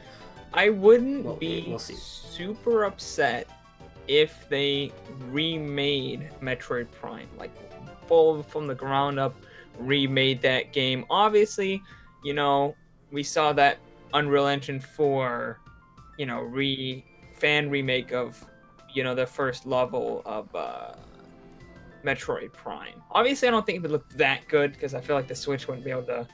I don't know if the Switch would be able to run that, but you know, something to that kind of level of a remake for Metroid Prime, and then Metroid Prime 4 maybe comes out next year, wouldn't be the worst thing in the world, because damn did that look good. I'd be okay with it if they added Kraid. They did that, they had Kraid. Because Kraid was a boss fight in Metroid Prime that was cut. They added that boss fight into Magmore Caverns, which is the only area of Metroid Prime that doesn't have a boss fight. I'd be okay with it. Like I mean like a major boss fight, not like just like, oh, let's just shoot this turret. Like a major giant boss with like an actual name and like meter. Like, yeah, that'd be really cool. If they added like a whole new like area to explore, that'd be great. Though. And I thought I was crazy. I don't know. I mean, yeah, I guess if it's a full remake, that's a lot of work. Yeah, well, that's why I don't really believe it's gonna happen, because Metroid Prime 4 is already announced. They announced it in June 2017. That's such a while ago already, and by holiday 2019, it's gonna be 2.5 years. It's very few Nintendo games are announced so far away from their actual release date. Like, the only times that happen is when it's delayed, like Zelda. Like, Zelda is pretty much the only series that is officially announced and revealed and comes out much later. And it's only because it's delayed. Like, they don't plan on waiting that long after it's announced. It just happens because of how much they're trying to accomplish with it, and they want to get it right. So, I don't know. I feel like if there was a remaster in the works, like a full-on remake, right? Like something that looks like an Unreal Engine Metroid Prime sort of thing, I feel like they would have announced that instead of Metroid Prime 4 at E3 2017. You know what I mean? Like, because I just feel like it's so big of a project that they wouldn't have that come out as a teaser a year before Metroid Prime 4. I feel like this trilogy, if it's real, it's just a remaster. Now, there's a lot they could do with the remaster to make it look really good. They could add bloom effect, lighting, add full-on new textures. You know, they could add a bit more content to the game. Like, there's a lot they could do and make it feel pretty new and pretty good. But I feel like this concept of a full-on Metroid Prime rebuilt from ground up, I think we would have known about it already if it was coming out this year. Either that or Metroid Prime 4 wouldn't have been announced. Like, it would have been one or the other, I think. Yeah. And as I said, the more we talk about it, the more I'm like, yeah, no, it's not happening. Yeah, I feel like it's... I think they might just say, hey, Metroid Prime 4, play it, it's great. Yeah. That good. Or just get rid of the 4, just be like Metroid. I think they should get rid of the 4. Yeah. I mean, showing off the 4 back at E3 2017 had that symbolic effect to tell us, hey, look, a new Metroid Prime game. Like, when they said Metroid Prime 4, that was a message that we understood very clearly. But now that we understand it, I feel like you don't need the 4 anymore. I feel like they should just call it Metroid Prime. Like, the way The Legend of Zelda is like, okay, their Legend of Zelda something is another Zelda game. Metroid Prime should just be, there you go, it's another Metroid Prime game. When we see Super Mario, we're like, okay, it's a Super Mario game. We don't need Super Mario 7, Super Mario 6, like, we don't need that. I think that's what they could do, and by doing that, we're no longer limited to a number anymore. They don't have to worry about, oh, there can only be so many Metroid Primes. Like, just pick a point in the timeline for the Metroid series and make a Metroid Prime game. There you go. Don't worry about the continuity of the story. We'll figure that out afterwards. Yeah. Yeah. But, so, if there's a trilogy, what are you going to say it is? You have any other ideas? Does it have to be the 2 that we mentioned, or is it something else? Obviously, as Sam was saying, we could get a Pikmin trilogy. Ooh. Possible. Ooh. I kind of like that, actually. Yeah. I mean, yes. That's definitely a possibility. Was that your idea, or did you see what Sabbath was saying? I saw what Sabbath was saying. Oh, okay, yeah. Sabbath is saying, he's asking how we would feel about a Pikmin trilogy. I'd be interested. Very much. I think the series deserves, and with the Joy-Cons, they could make it interesting. Yeah, because they have the Wii Motion versions of those, of the GameCube ones, and those just controlled way better. So, having the Joy-Cons would be very nice for the pointer and controls. I liked it a lot on the Wii U as well. Minus the gamepad. Minus that crappy use of the gamepad. Everything else was great. Yeah, and the same argument for Metroid Prime Trilogy to kind of come before Metroid Prime 4 kind of makes the same amount of sense for Pikmin Trilogy to make sense to come out before Pikmin 4, right? So, yeah. Like, it's the same argument, really.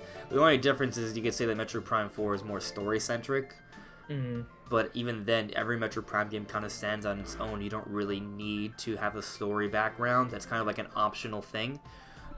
So, I like the idea of a Pikmin trilogy, to be honest with you. I would prefer to get a Pikmin trilogy instead of Metroid Prime Trilogy this year and just have Metroid Prime 4 instead. That's what I would prefer. Because, like I said before, you don't need to play prior Metroid Prime games to understand the story like that's kind of like the extra thing you do when you do the research and the scanning and kind of looking through the world in that way. Kind of like Doom and Wolfenstein, like what you said earlier, Brandon. I would love it. I'm excited about a Pikmin trilogy, especially because I never finished Pikmin 3. I would like to go back and finish. I never finished any of the Pikmin games, actually. So, I've never finished them myself either. I've played a bit of, I think, all of them, but I never finished them. I watched other people all the way through. My problem with... Sorry, I was just going to say that my problem with Pikmin 3 was that on the Wii U, kind of using the gamepad was just cumbersome to me. So, I would like it if they just kind of made the map, just you can access it with a quick button press, and there you go. And you can, because in Pikmin 3, like, you could use the gamepad to kind of look like first person from a Pikmin or Olimar, or I guess in this case Alf point of view. Then it was really cool to see it like that, but like to have to lift up the gamepad and do that, that was kind of annoying. Like I wanted to just stay on one screen. Yeah. So fixing that for a Pikmin 3 remake or Pikmin trilogy overall, I would really appreciate. I personally would just prefer to have Pikmin 4.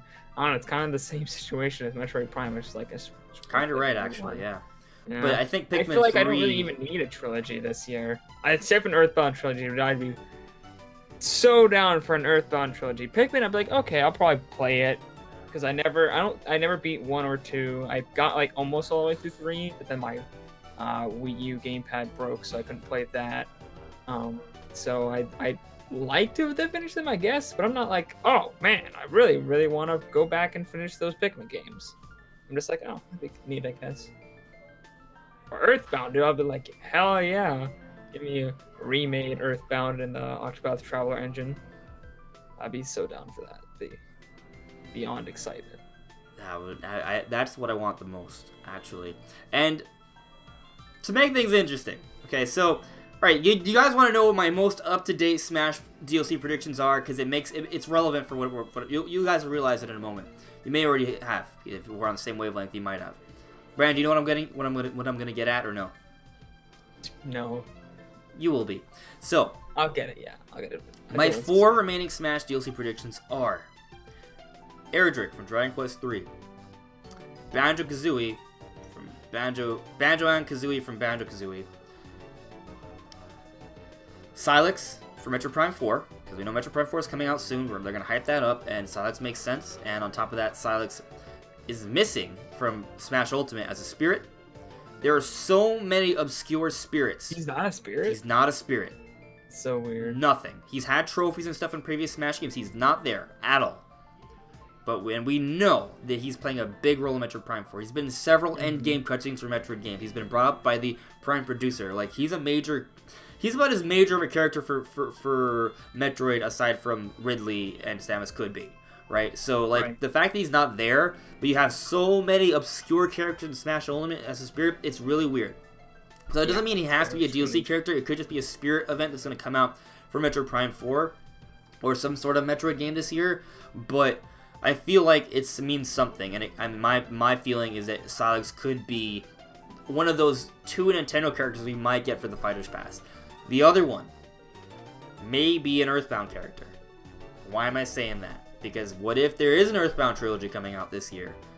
That would make sense. And on top of that, you want to know who else is mysteriously missing from Smash Ultimate? Porky.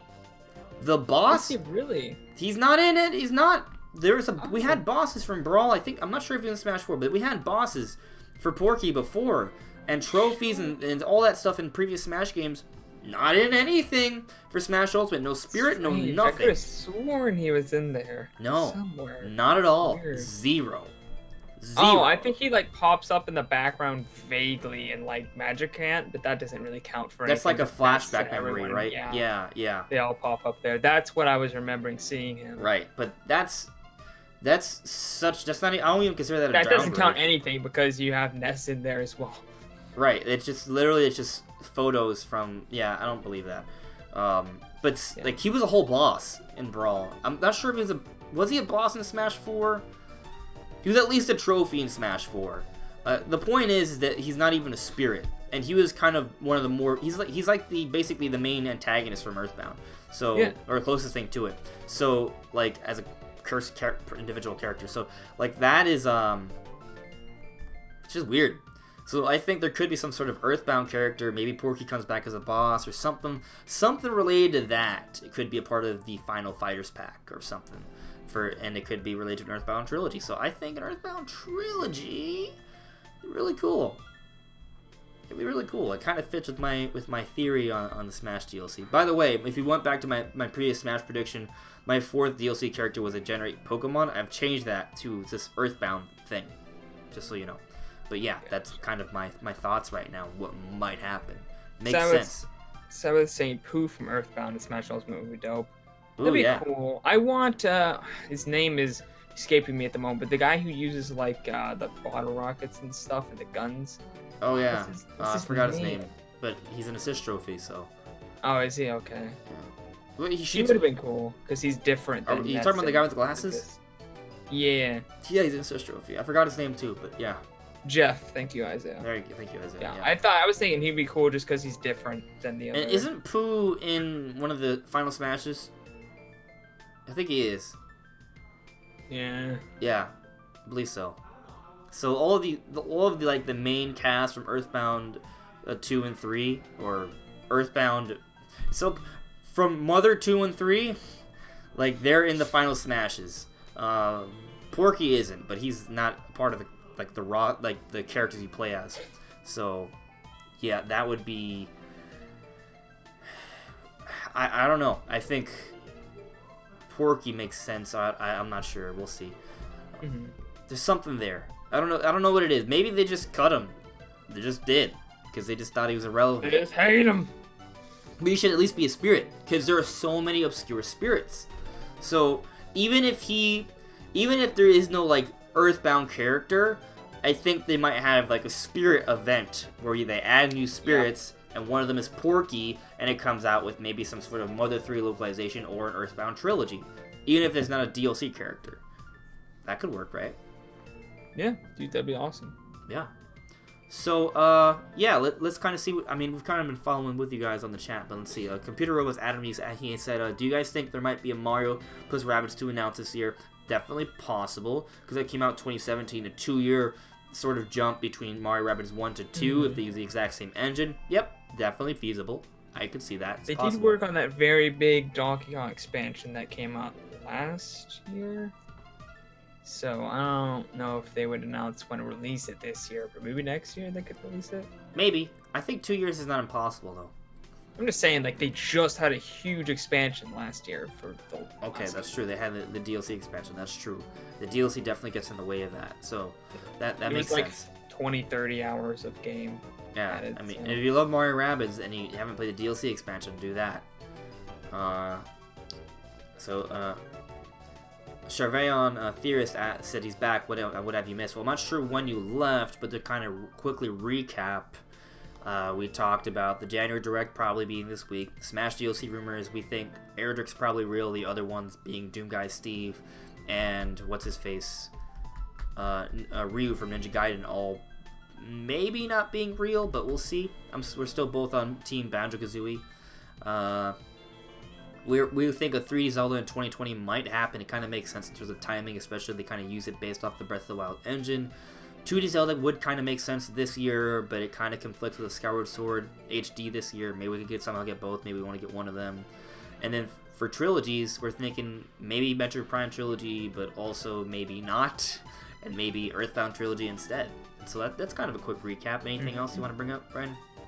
And of course, the Pikmin Trilogy. Oh yeah, we talked about Pikmin Trilogy too. Right, that'd be kind of cool to see maybe. God, everyone's like, Sans for Smash. Sans instead of an Earthbound character. There you go. I mean, I love Undertale. It's great. It's amazing. But I don't think it's quite Smash material yet. It's kind of... Yeah, I don't know. Yeah. Sabbath is asking... Smash representation there. Yeah, I don't know. I'm not saying he's not cool. I'm just kind of saying, like... I don't know. Oh, he's definitely cool. I just don't know if he deserves to be in Smash. There's a lot. It's just one of those things that there's so many characters that deserve to be in Smash, you know? So there's only so many that can make it in. But South has asked me, what if they announce a new Paper Mario game in the Direct? If it's good, I'll be happy. I'm okay with that. I wouldn't mind it. Now, see here, what if they announced What if Super Mario RPG 2? Yeah, I was actually going to combine those ideas. What if they do announce a Paper Mario, but it's more like the traditional Paper Marios that we love, and they add Geno as a playable character in this new Paper Mario game, and That'd be cool. Or as like a partner if they bring partners back.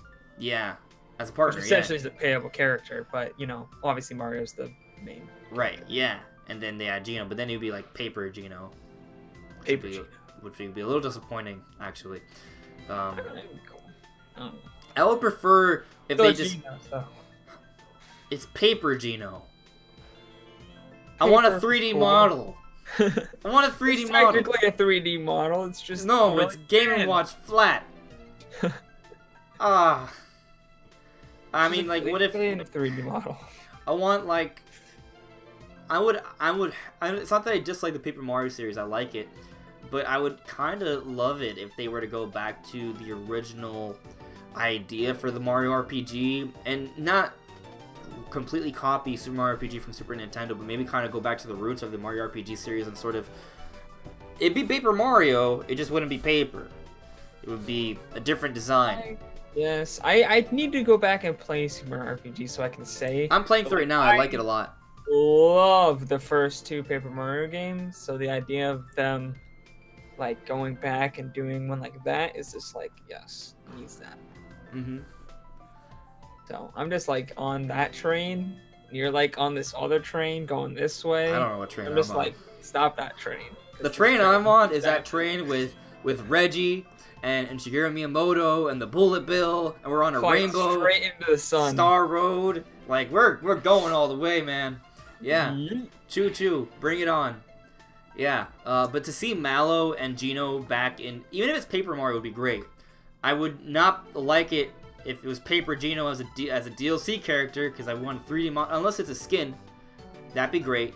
If they did that, I'd be okay with. Like if they had like a Paper Mario skin and a Geno 3D model skin. Oh, you meant for Smash? I don't mean Paper Geno and Smash. No, I'm okay. Like I'm okay with Paper Mario and have Geno and Mallow come back as characters to play along with Mario in a Paper Mario game.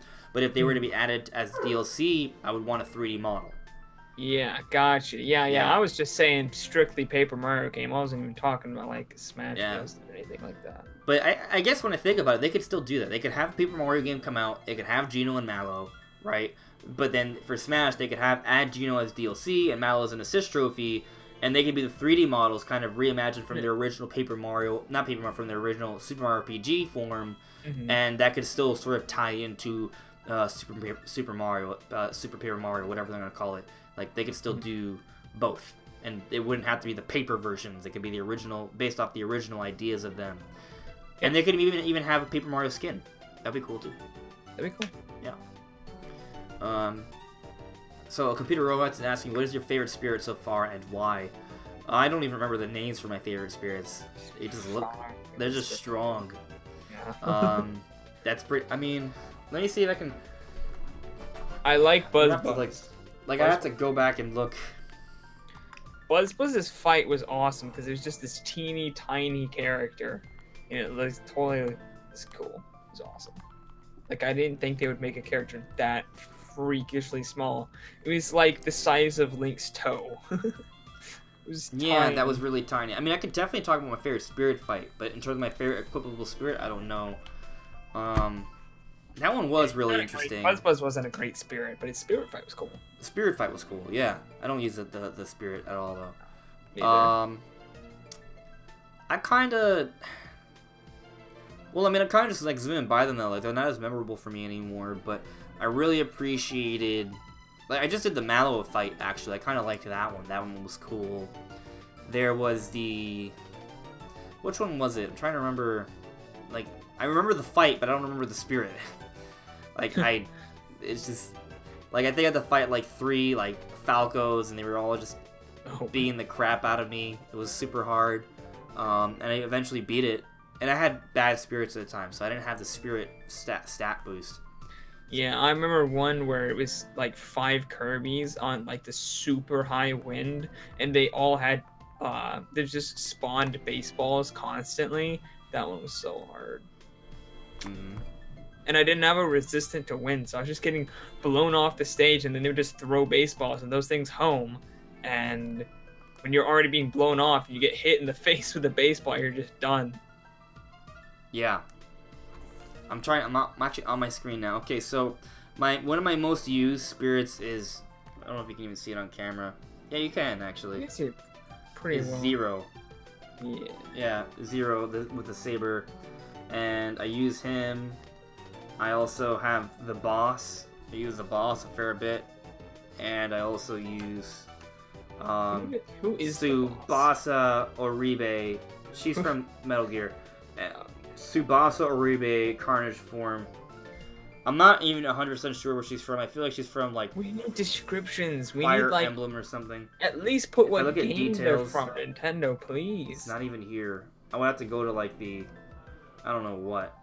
I don't think there are details. It's just kind of like their names. Oh yeah, I don't know. There's no like descriptions or anything. It's dumb. Yeah, no to tell you. Oh, Super Chris, I remember that when people were petitioning for Nintendo to cancel Paper Mario Color Splash. It wasn't even that bad of a game. Like, it wasn't a great game, but it was. I didn't play it, but from what I heard, it was okay. Yeah. Yeah, and that engine was beautiful. I think graphically it was really cool. Oh my gosh, yeah, for sure. Good. I'd love it if they used that again for a Paper Mario game on the Switch. Paper Mario Color Splash Deluxe would be a disappointment. Oh yeah, that would be a disappointment. Definitely not a scroll. Yeah. Yeah, if I go to Spirit List, you can at least from the game, but when I was like on the inventory, I couldn't find it on that screen. I pressed details, didn't say anything about it. But in terms to just kind of move on to the final topic, I think what we want the most, Brad, I think we're in agreement. We both want Earthbound Trilogy the most. Yeah. We think it's possible, but there's so many possibilities. So, it's Earthbound. It's that series is just. Is that your gut? My gut is saying Earthbound will even never, though this rumor could just be this rumor could just be wrong. It might not be even any trilogy. Right. I don't see the need for a trilogy, to be honest. Just don't anymore. I feel like it makes more. It's easier for Nintendo to have like a trilogy remaster that's just kind of like fixing up the sprites. But I would prefer it if they were to like remake them and have better looking fights, because the fights are very simplistic. Like they're basically just a screen with like a screensaver and a PNG. They're cool. They're like all. Well, they could do something based off that, but like I want it to be more detailed. And I think Earthbound Beginnings needs to be modernized. That one's just too. It needs to be fixed up a bit, I think. Yeah, I haven't ever seen that game, to be honest. I've only ever experienced Earthbound. Just one more. Mother 2. Yeah. And I mean, Prime Trilogy has a chance, but like it's just if it's not announced in the January Direct, whenever that happens, which we think it's this week, like I just don't think it's happening this year anymore. But it could be. I mean, if it could be in the January Direct though, so we'll see. This is the. At least for me, that's where I'm going to stand. If it's not in the Direct, it's just not happening. If it is in the Direct, well, it's obviously happening because it'll be in the Direct. It's in the Direct, so obviously, yeah. There you go. Well, imagine we predict, no, it's not happening. But you saw it. There's a trailer, and it's in HD, and it looks amazing. No, it's fake. Not happening. Lies. Yeah. It's deceit. Yeah. Nintendo's trying to trick us. No, so let's talk about the final little tidbit from this crazy rumor. Gen 8 Pokemon. So basically the hint for Gen 8 Pokemon is that Pokemon this year is going to have a Breath of the Wild-like year. So there are some people that are going out on the limb and saying that Pokemon this year is going to be disappointing. I strongly disagree, regardless of what this rumor says. I think Generation 8 Pokemon is going to be a big deal. It's going to be the best-selling Pokemon game yet, and it's going to be great. You're going to love it. Guaranteed. Andre's stamp of approval. Guaranteed. Yeah. There you go. Yeah.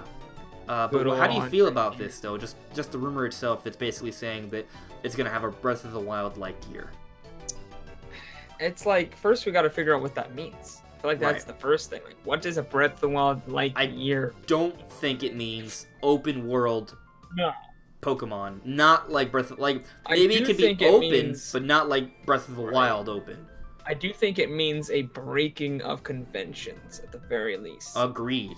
And that goes back to a rumor from the there was a podcast, I forget, was it Nintendo Wire podcast?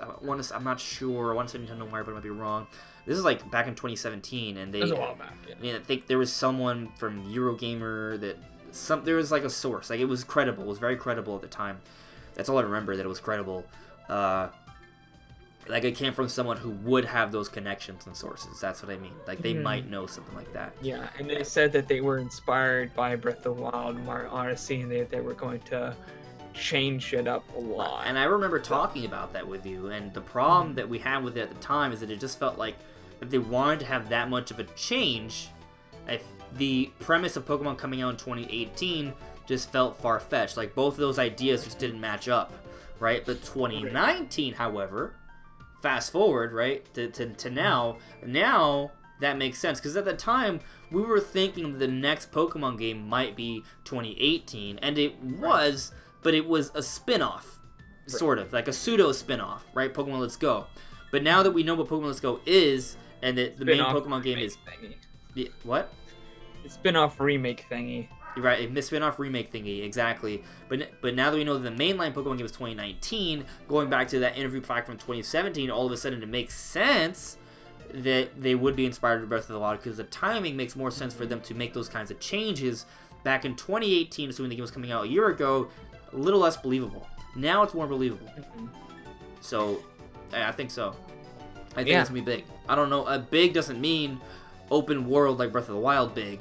Right. But I think it could finally have a camera that you can control with the analog stick. I think, Pokemon following you around is definitely going to come back. I think I think random encounters are no longer going to be a thing, actually. I think some people are going to hate that. So if you hate that, sorry. That's just what I think. Random encounters is just... Well, if you play Pokemon Let's Go, it's still random. It's just not random running through the grass and a screen pops up. You see Pokemon come out, and like, oh my god, that came out. Like, oh my god, a Gyarados just came out of the water. Like, it's still random. Like, you don't expect a Gyarados to always come out. Sometimes it's a random shiny. That's really cool. But you see it in the overworld, and you have the option to run into it, as opposed to now, like, in the old games, you didn't. So it's still random. Take on that kind of situation. You like what? Earthbound, I think, handled. Oh, they kind of like just come out and chase you.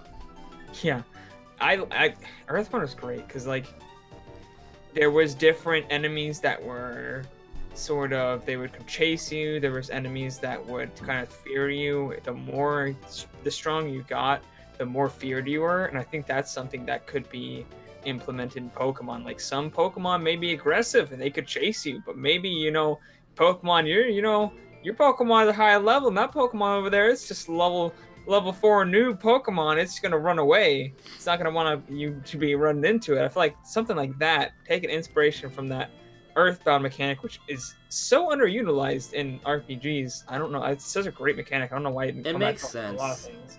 It'd be great. I think level makes sense, but it doesn't just have to be level. It could be also like based off the kind of Pokemon it is. Like there are some Pokemon that tend to be more timid. There's some Pokemon that tend to be more aggressive. So they could kind of play around with that idea, and it could be more than just, Pokemon running around randomly. Like they could add some actual emotions and interactions, different things you could do. If you remember the trials, right, from Sun and Moon. You played Sun and Moon, right? Yeah. So in the trials, like you'd go in there, and it was kind of like a dungeon a little bit, right? A little bit.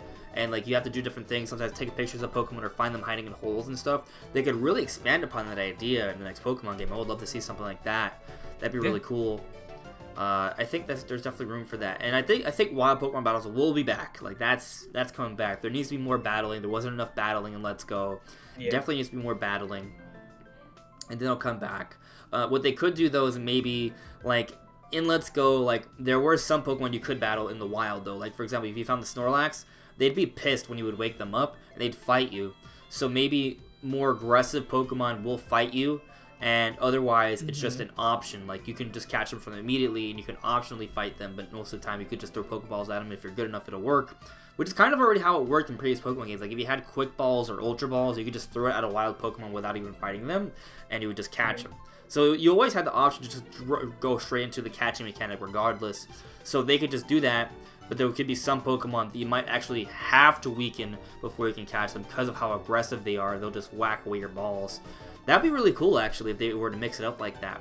Yeah, it'd be great. Because the one, it's always weird when I see footage of like Let's Go, and there's just like Pokemon just like running into benches and just doing nothing, and you're just like, that's right. Like, for all the changes AI that was a make little the limited. game, Yeah, for all the changes that make the game look more alive and like Pokemon actually live there, it was just weird that the Pokemon just seemed like dumb as shit.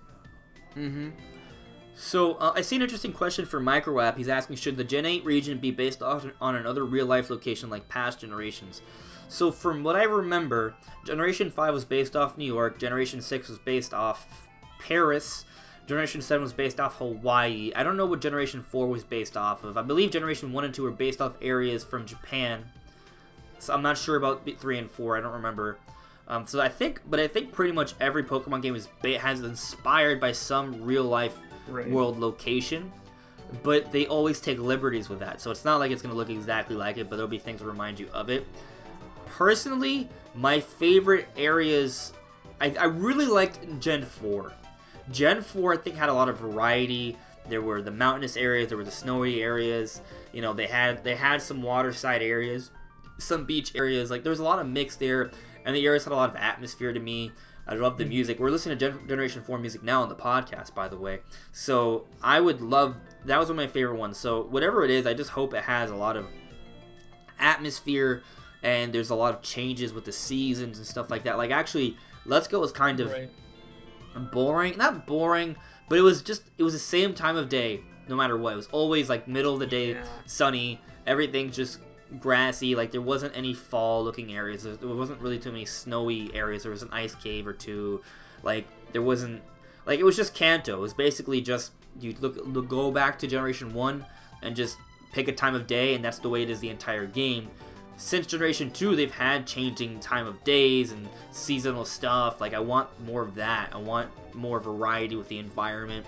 I would love it if they were to kind of explore like ruins and ancient areas, and also have some modern stuff as well. Mix it. I want everything. I want a lot of variety in the world. You know, I would like a tropical area, but not the entire area to be tropical either. I want a mix of everything in there, and I think that's possible.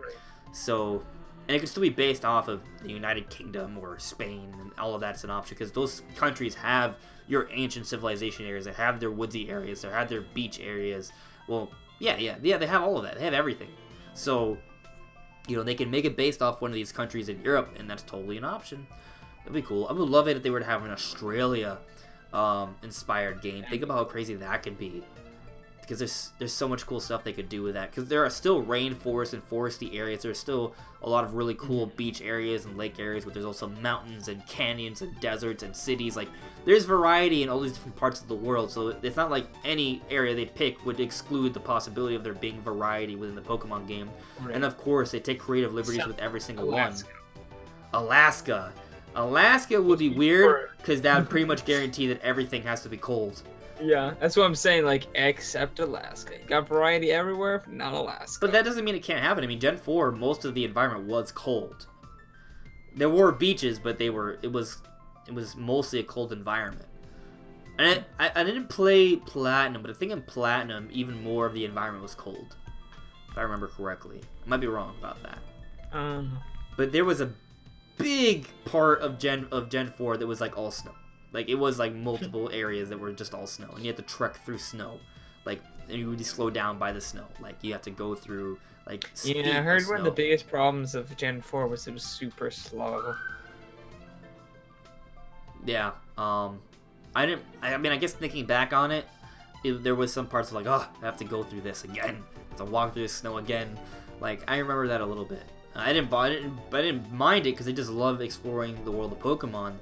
And I think this Pokemon game, regardless of the rumor, because the rumor is not saying much, it's just saying this is going to be a big Pokemon game, really.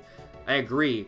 But how big? Is it going to be the kind of big that's going to modernize Pokemon and get people who haven't played Pokemon a long time to play it? Because that's what Breath of the Wild did. It got people who didn't play Zelda to play the game. It got people who haven't played Zelda in a long time to play the game. It got returning players to play the game. And that's why Breath of the Wild is the best-selling Zelda game of all time. And I think Pokemon could be similar. I think they're gonna bring in more people because it's gonna be a bit more epic. It's gonna be a little bit different. I hope they make. I think it's still gonna be turn-based combat. I hope they make it at least more dynamic. You know, like I loved the Stadium games. I love Pokemon Battle Revolution because it made the fights look more epic and dynamic. I want them to really focus on how the fighting looks. And I mean, they kind of made the jump a little bit in the 3D games. Like it is like a 3D fighting environment. You know, it is kind of like Stadium, but I want it to be more dynamic. Well, the camera angle looks pretty cool, but I want the Pokemon to move around a little bit more.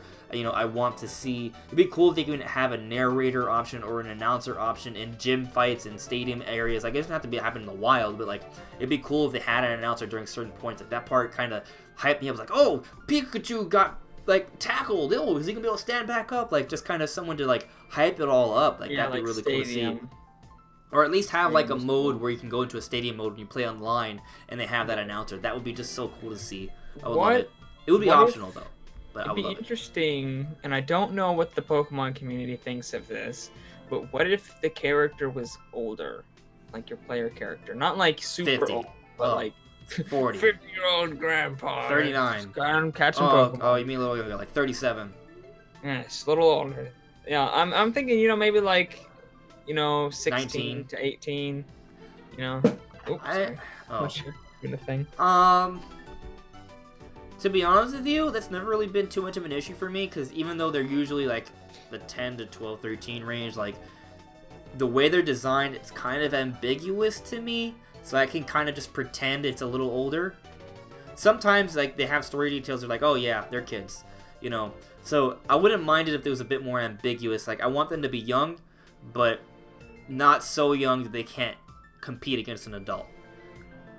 So right. Whatever that is, I don't think they will make them like an adult, but they might make it a little more ambiguous, so you're not entirely sure how old they are. Which they kind of already do. Be interesting if they played around with the 16 to 17, maybe 18 kind of age range, a little older, mid-teens kind of deal. I wouldn't mind it. I'd be completely down with that. Maybe if they're trying to go for that more core audience, they might actually. Makes sense. And kids would still play that. Kids are like, oh no, he's 15 now, and I'm 10. It's just, I'm not gonna do it. No, it's not gonna happen. Right. So Joe is saying we need a huge avatar creator like in Xenoblade Chronicles X for Pokemon. Well, they've been exploring with avatar creation since Gen 6, and then they expanded upon it a little bit in Gen 7. You can like get clothes and stuff, and in Let's Go you can get clothes and stuff. So I think for this, it's not going to be a remake. They're going to expand upon that avatar option. Like you can pick different skin tones and your gender, and you can have different clothes and stuff. I think they're going to have all of that. You can't really change around the facial features too much. So I don't know if they'll change that. They might, but I feel like that part might. There's gonna be some avatar. Gonna happen. We're gonna get a Fallout 4 style character creator where like you can just pull out change the cheekbone pixel by pixel. Like, oh, you're gonna look like this. No, like this. No, like this. No, like this. Oh, let's raise the eyebrows even higher, even higher. No, let's make it really low. Slant your eyes. Like, no, probably not that much. They might. I don't think so though. I think it'll be a little less than that. Not as big as Xenoblade X, I think. It's being abominations running around as Pokemon trainers. Constantly hilarious. Yeah, that'd be cool.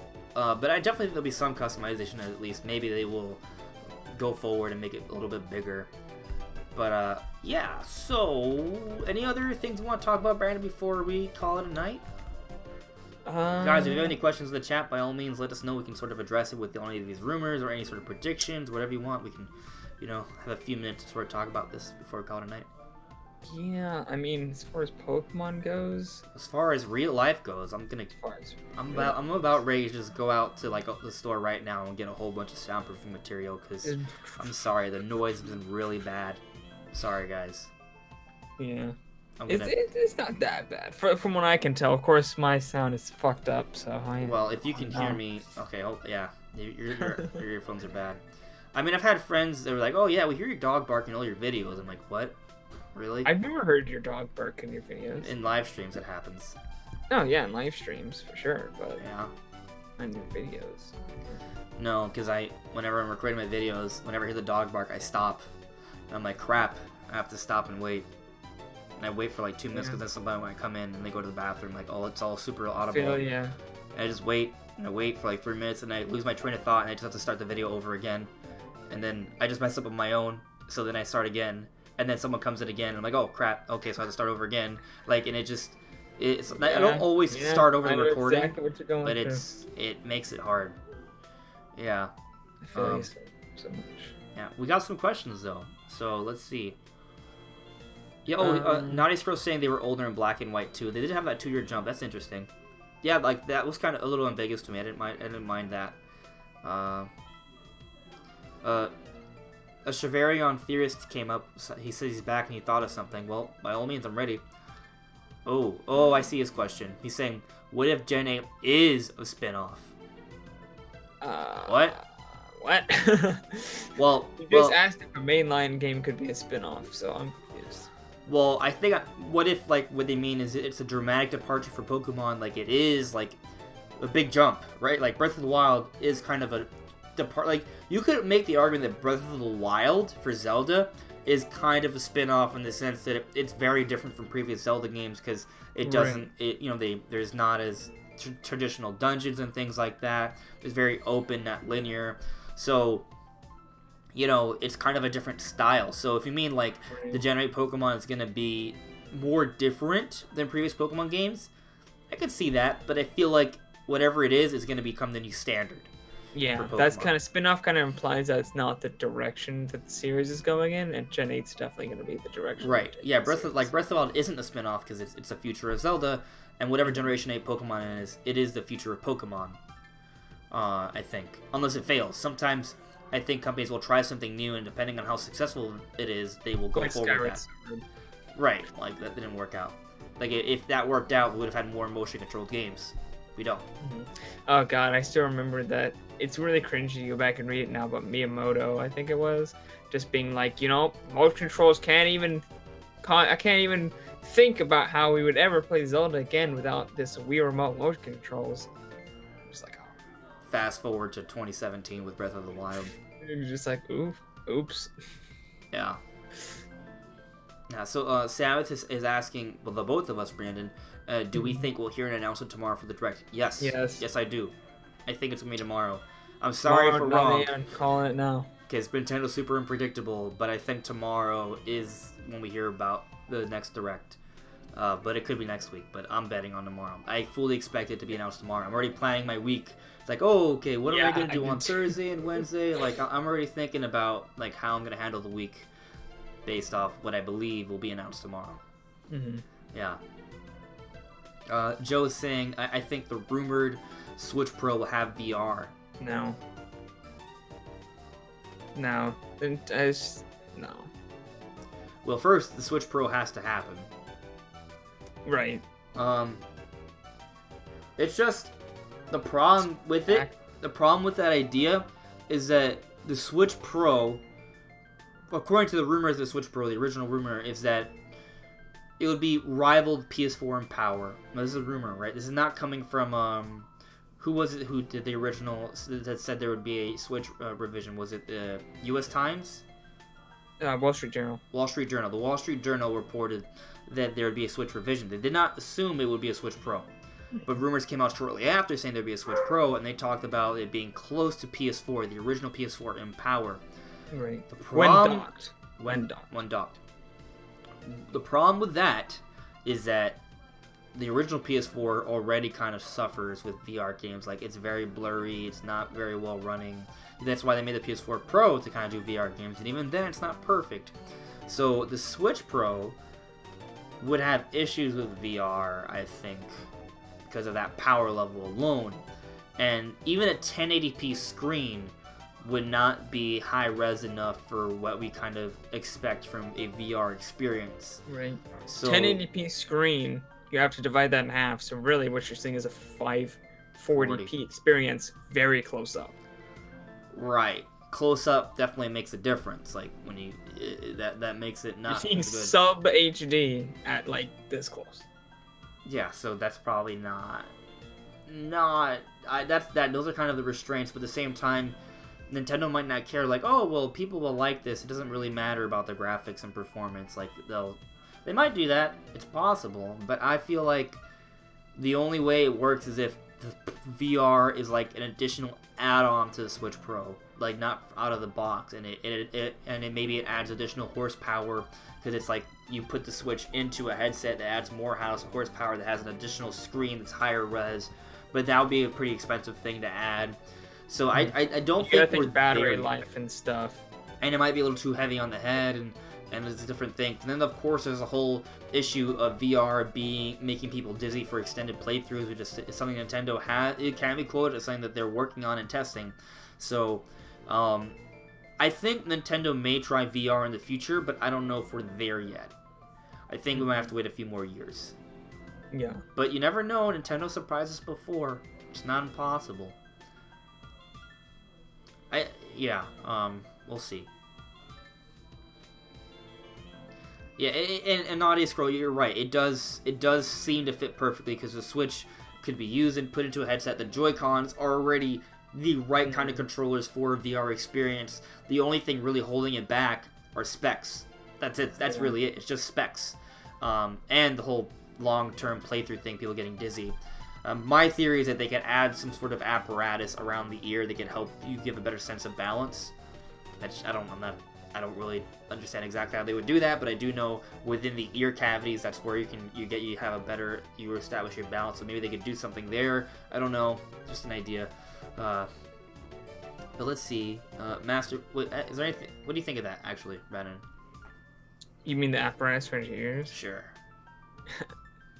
You're crazy. It could work. But I'm writing down the patent right now to submit it to the office. I'll take it. It depends. There's a lot of steps they've been taking to do that. Like, they figured out that if you actually can't see your nose in front of your face, that like freaks your brain out really hard. Oh, really? So they have, a lot of the games nowadays have like a fake thing like in front of where your nose would be, so you can see it. Oh, because it's the point is to kind of trick your eyes believing that that's what you're normally seeing with your depth perception and stuff. Okay, I see that. Did you see that patent with like the robot legs?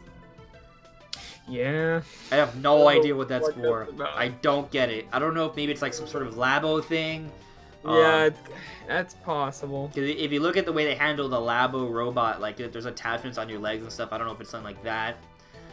I have no idea what it's for. It's so weird. I don't know. Yeah, Labo makes the most sense, to be honest. Anything weird, Labo. But then we had that patent with the Switch screens, and that turned out to be for Super Paper Mario. So, you never really know. I enjoyed Labo Sabbath. I don't think of it was a waste, but I'll tell you this: I haven't used it since I built the card. Whenever I build the Labo set, I play around with it for 30 minutes to an hour, maybe sometimes a couple hours, and then I'm done with it. I never use the Labo thing again. They're like all thrown in my closet. I kind of feel like that's what I do with Legos. I build them, I look at them, I set them on a shelf, and then nothing. Okay, but at least with Legos, you can reuse them. You can take them apart and kind of build other stuff. I mean, when I was a kid, I don't. That's what I did. I just built Legos and messed with it a lot. No, I mean, when I was young, I did that. But I also never got, like, I usually didn't get, like, those dedicated sets that were meant to build one particular thing. Like, I just had, like, the starter built Legos. Like, you just can get really creative with it. Right here, I have these huge buckets, like buckets of Legos. 2 of them down there. This whole wall you can't see is Brandon, I'm coming over. Buckets and Legos. I'm flying to Texas and we're gonna play with Legos. Now I literally have probably. What if we could do that? What if we live near each other? We're just like, yo, we're gonna stream us building Legos. Hope you guys enjoy. Yeah, I have thousands and thousands and 2 grown men playing with Legos. I'm sure everyone will appreciate that.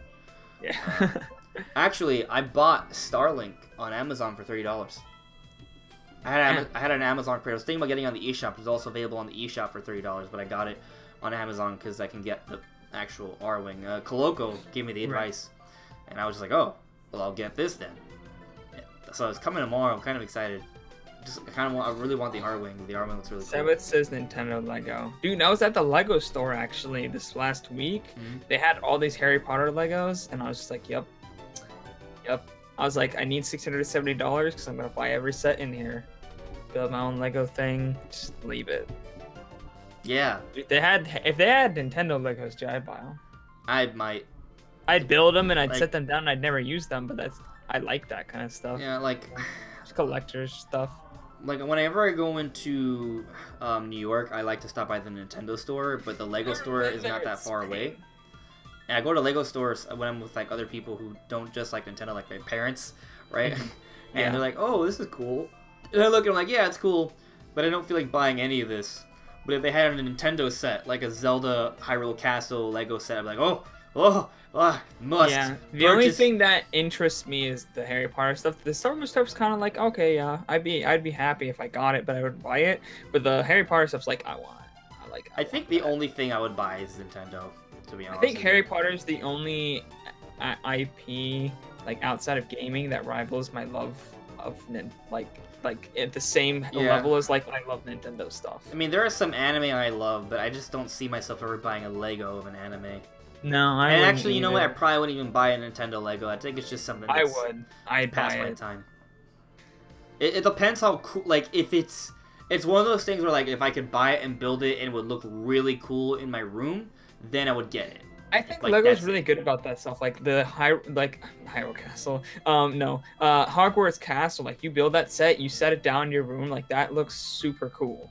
Yeah, I'm okay with that. Like, if it's something that looks cool, but the thing is, with most Lego sets, even though it look cool, like, I don't know. I mean, I do have a They're room filled very with posters, expensive. but it's mostly for videos. But Yeah. if I had a place to put it, like just if a Hyrule Castle came out, I just build that thing. I'd set it down. I'd be like, okay, you're staying I here. would love that. It'd be fun to And- build. Yeah. And I hope it's it'd not be just like the amazing. front, like it's like a whole like thing, you know? I would love that. It'd be amazing. Yeah. Sabbath The saying there's some Hogwarts Castle. concept art for the Legend of Zelda Lego series. Oh, that's dope. Yeah, just Google it. But, Guys. like the I'm sure it's- Hogwarts Castle is like the whole castle. Like you should see it. Like you should look it up. Like it's literally like the whole castle enclosed, and you can see all. Yeah, it's amazing. Yeah, I see that Not a Scroll said, unless you're 6, then it's a fun afternoon and a waste of your parents' $70 or 70 euros. Yeah, I agree, because I was talking about liking to play with Legos as a kid, but I was probably like 6. Actually, I was older than 6. when most of my memories are from when I was in Georgia. So I was born in Miami, Florida, but when I was 2, we moved to Georgia for a couple of years. And we lived in a big house, and I remember like messing with the Legos, like in the basement area. In the basement, you could still see outside, like it wasn't like underground. It was just like it was just weird. And I was playing with the Legos there. So yeah, I was between 2 and 4 years old. I don't think I ever grew out of Legos to like 13, 14.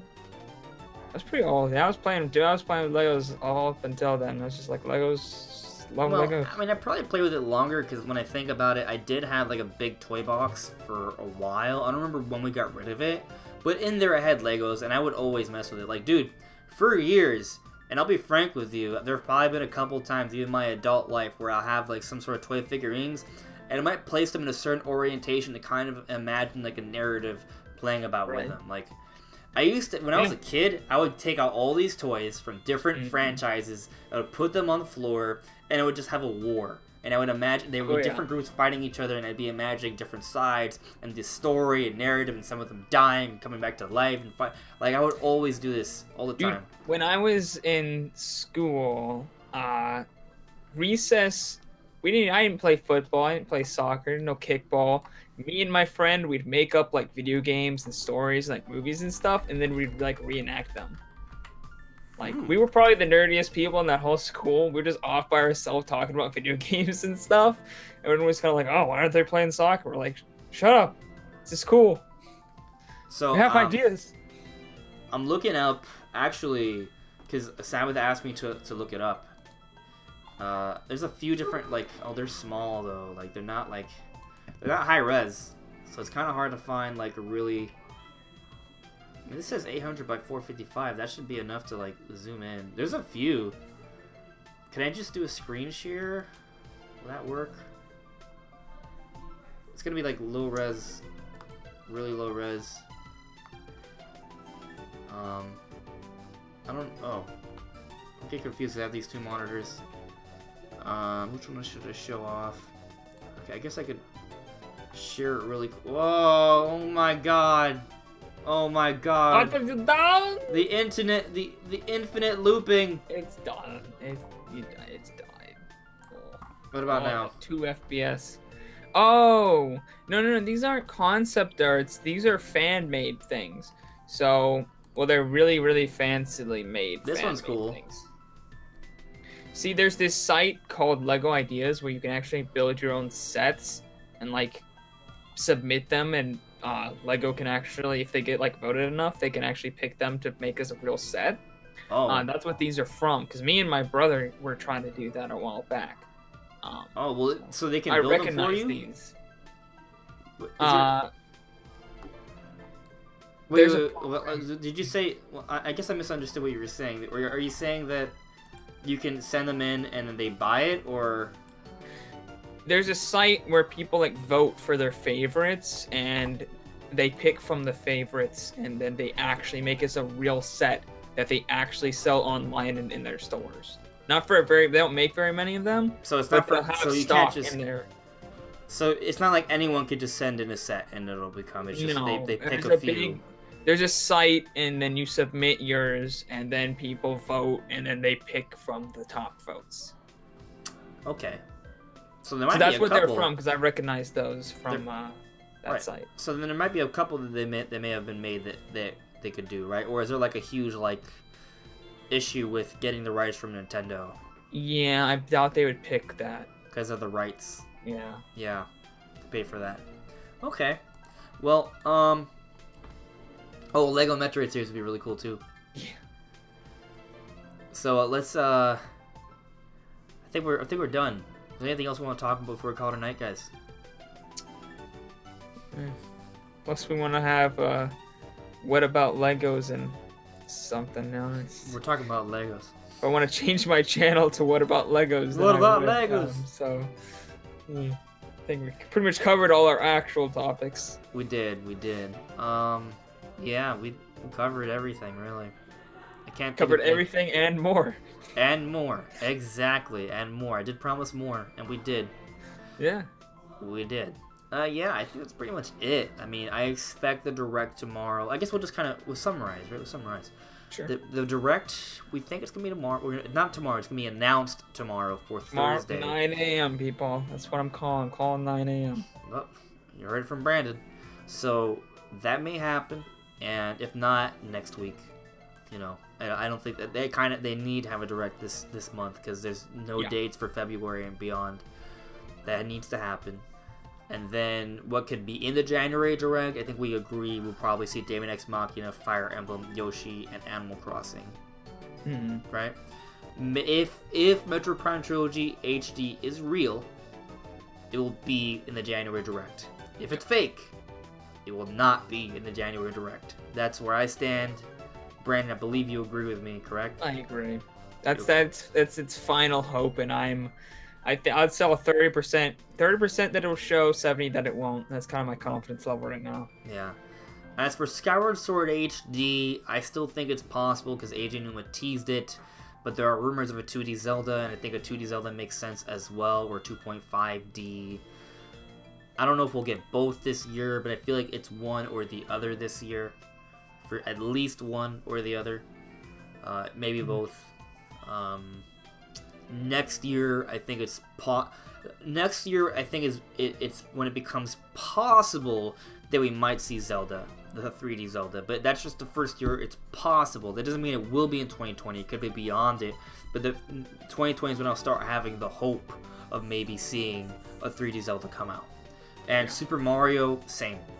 And that's when I think we enter the realm of these might happen this year.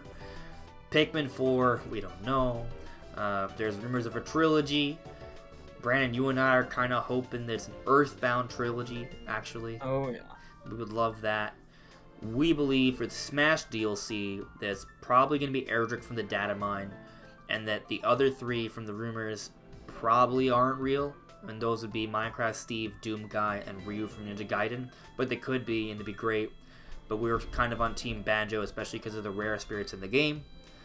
There are no spirits for Silex, a relatively popular character. And there are so many, or over 1,000 spirits in the game. and there's so many obscure spirits that you've never heard of that are in there, but Silex isn't, so we feel like that means something. Maybe a DLC character, maybe just a spirit event. The same applies for Porky, who was even a boss in previous Smash Bros. Games and is not in the game at all. So that might mean something as well. And I think that's pretty much it. Anything else? Covered a bit about Pokemon. Oh, right. Generation 8 Pokemon. We think it's going to be big.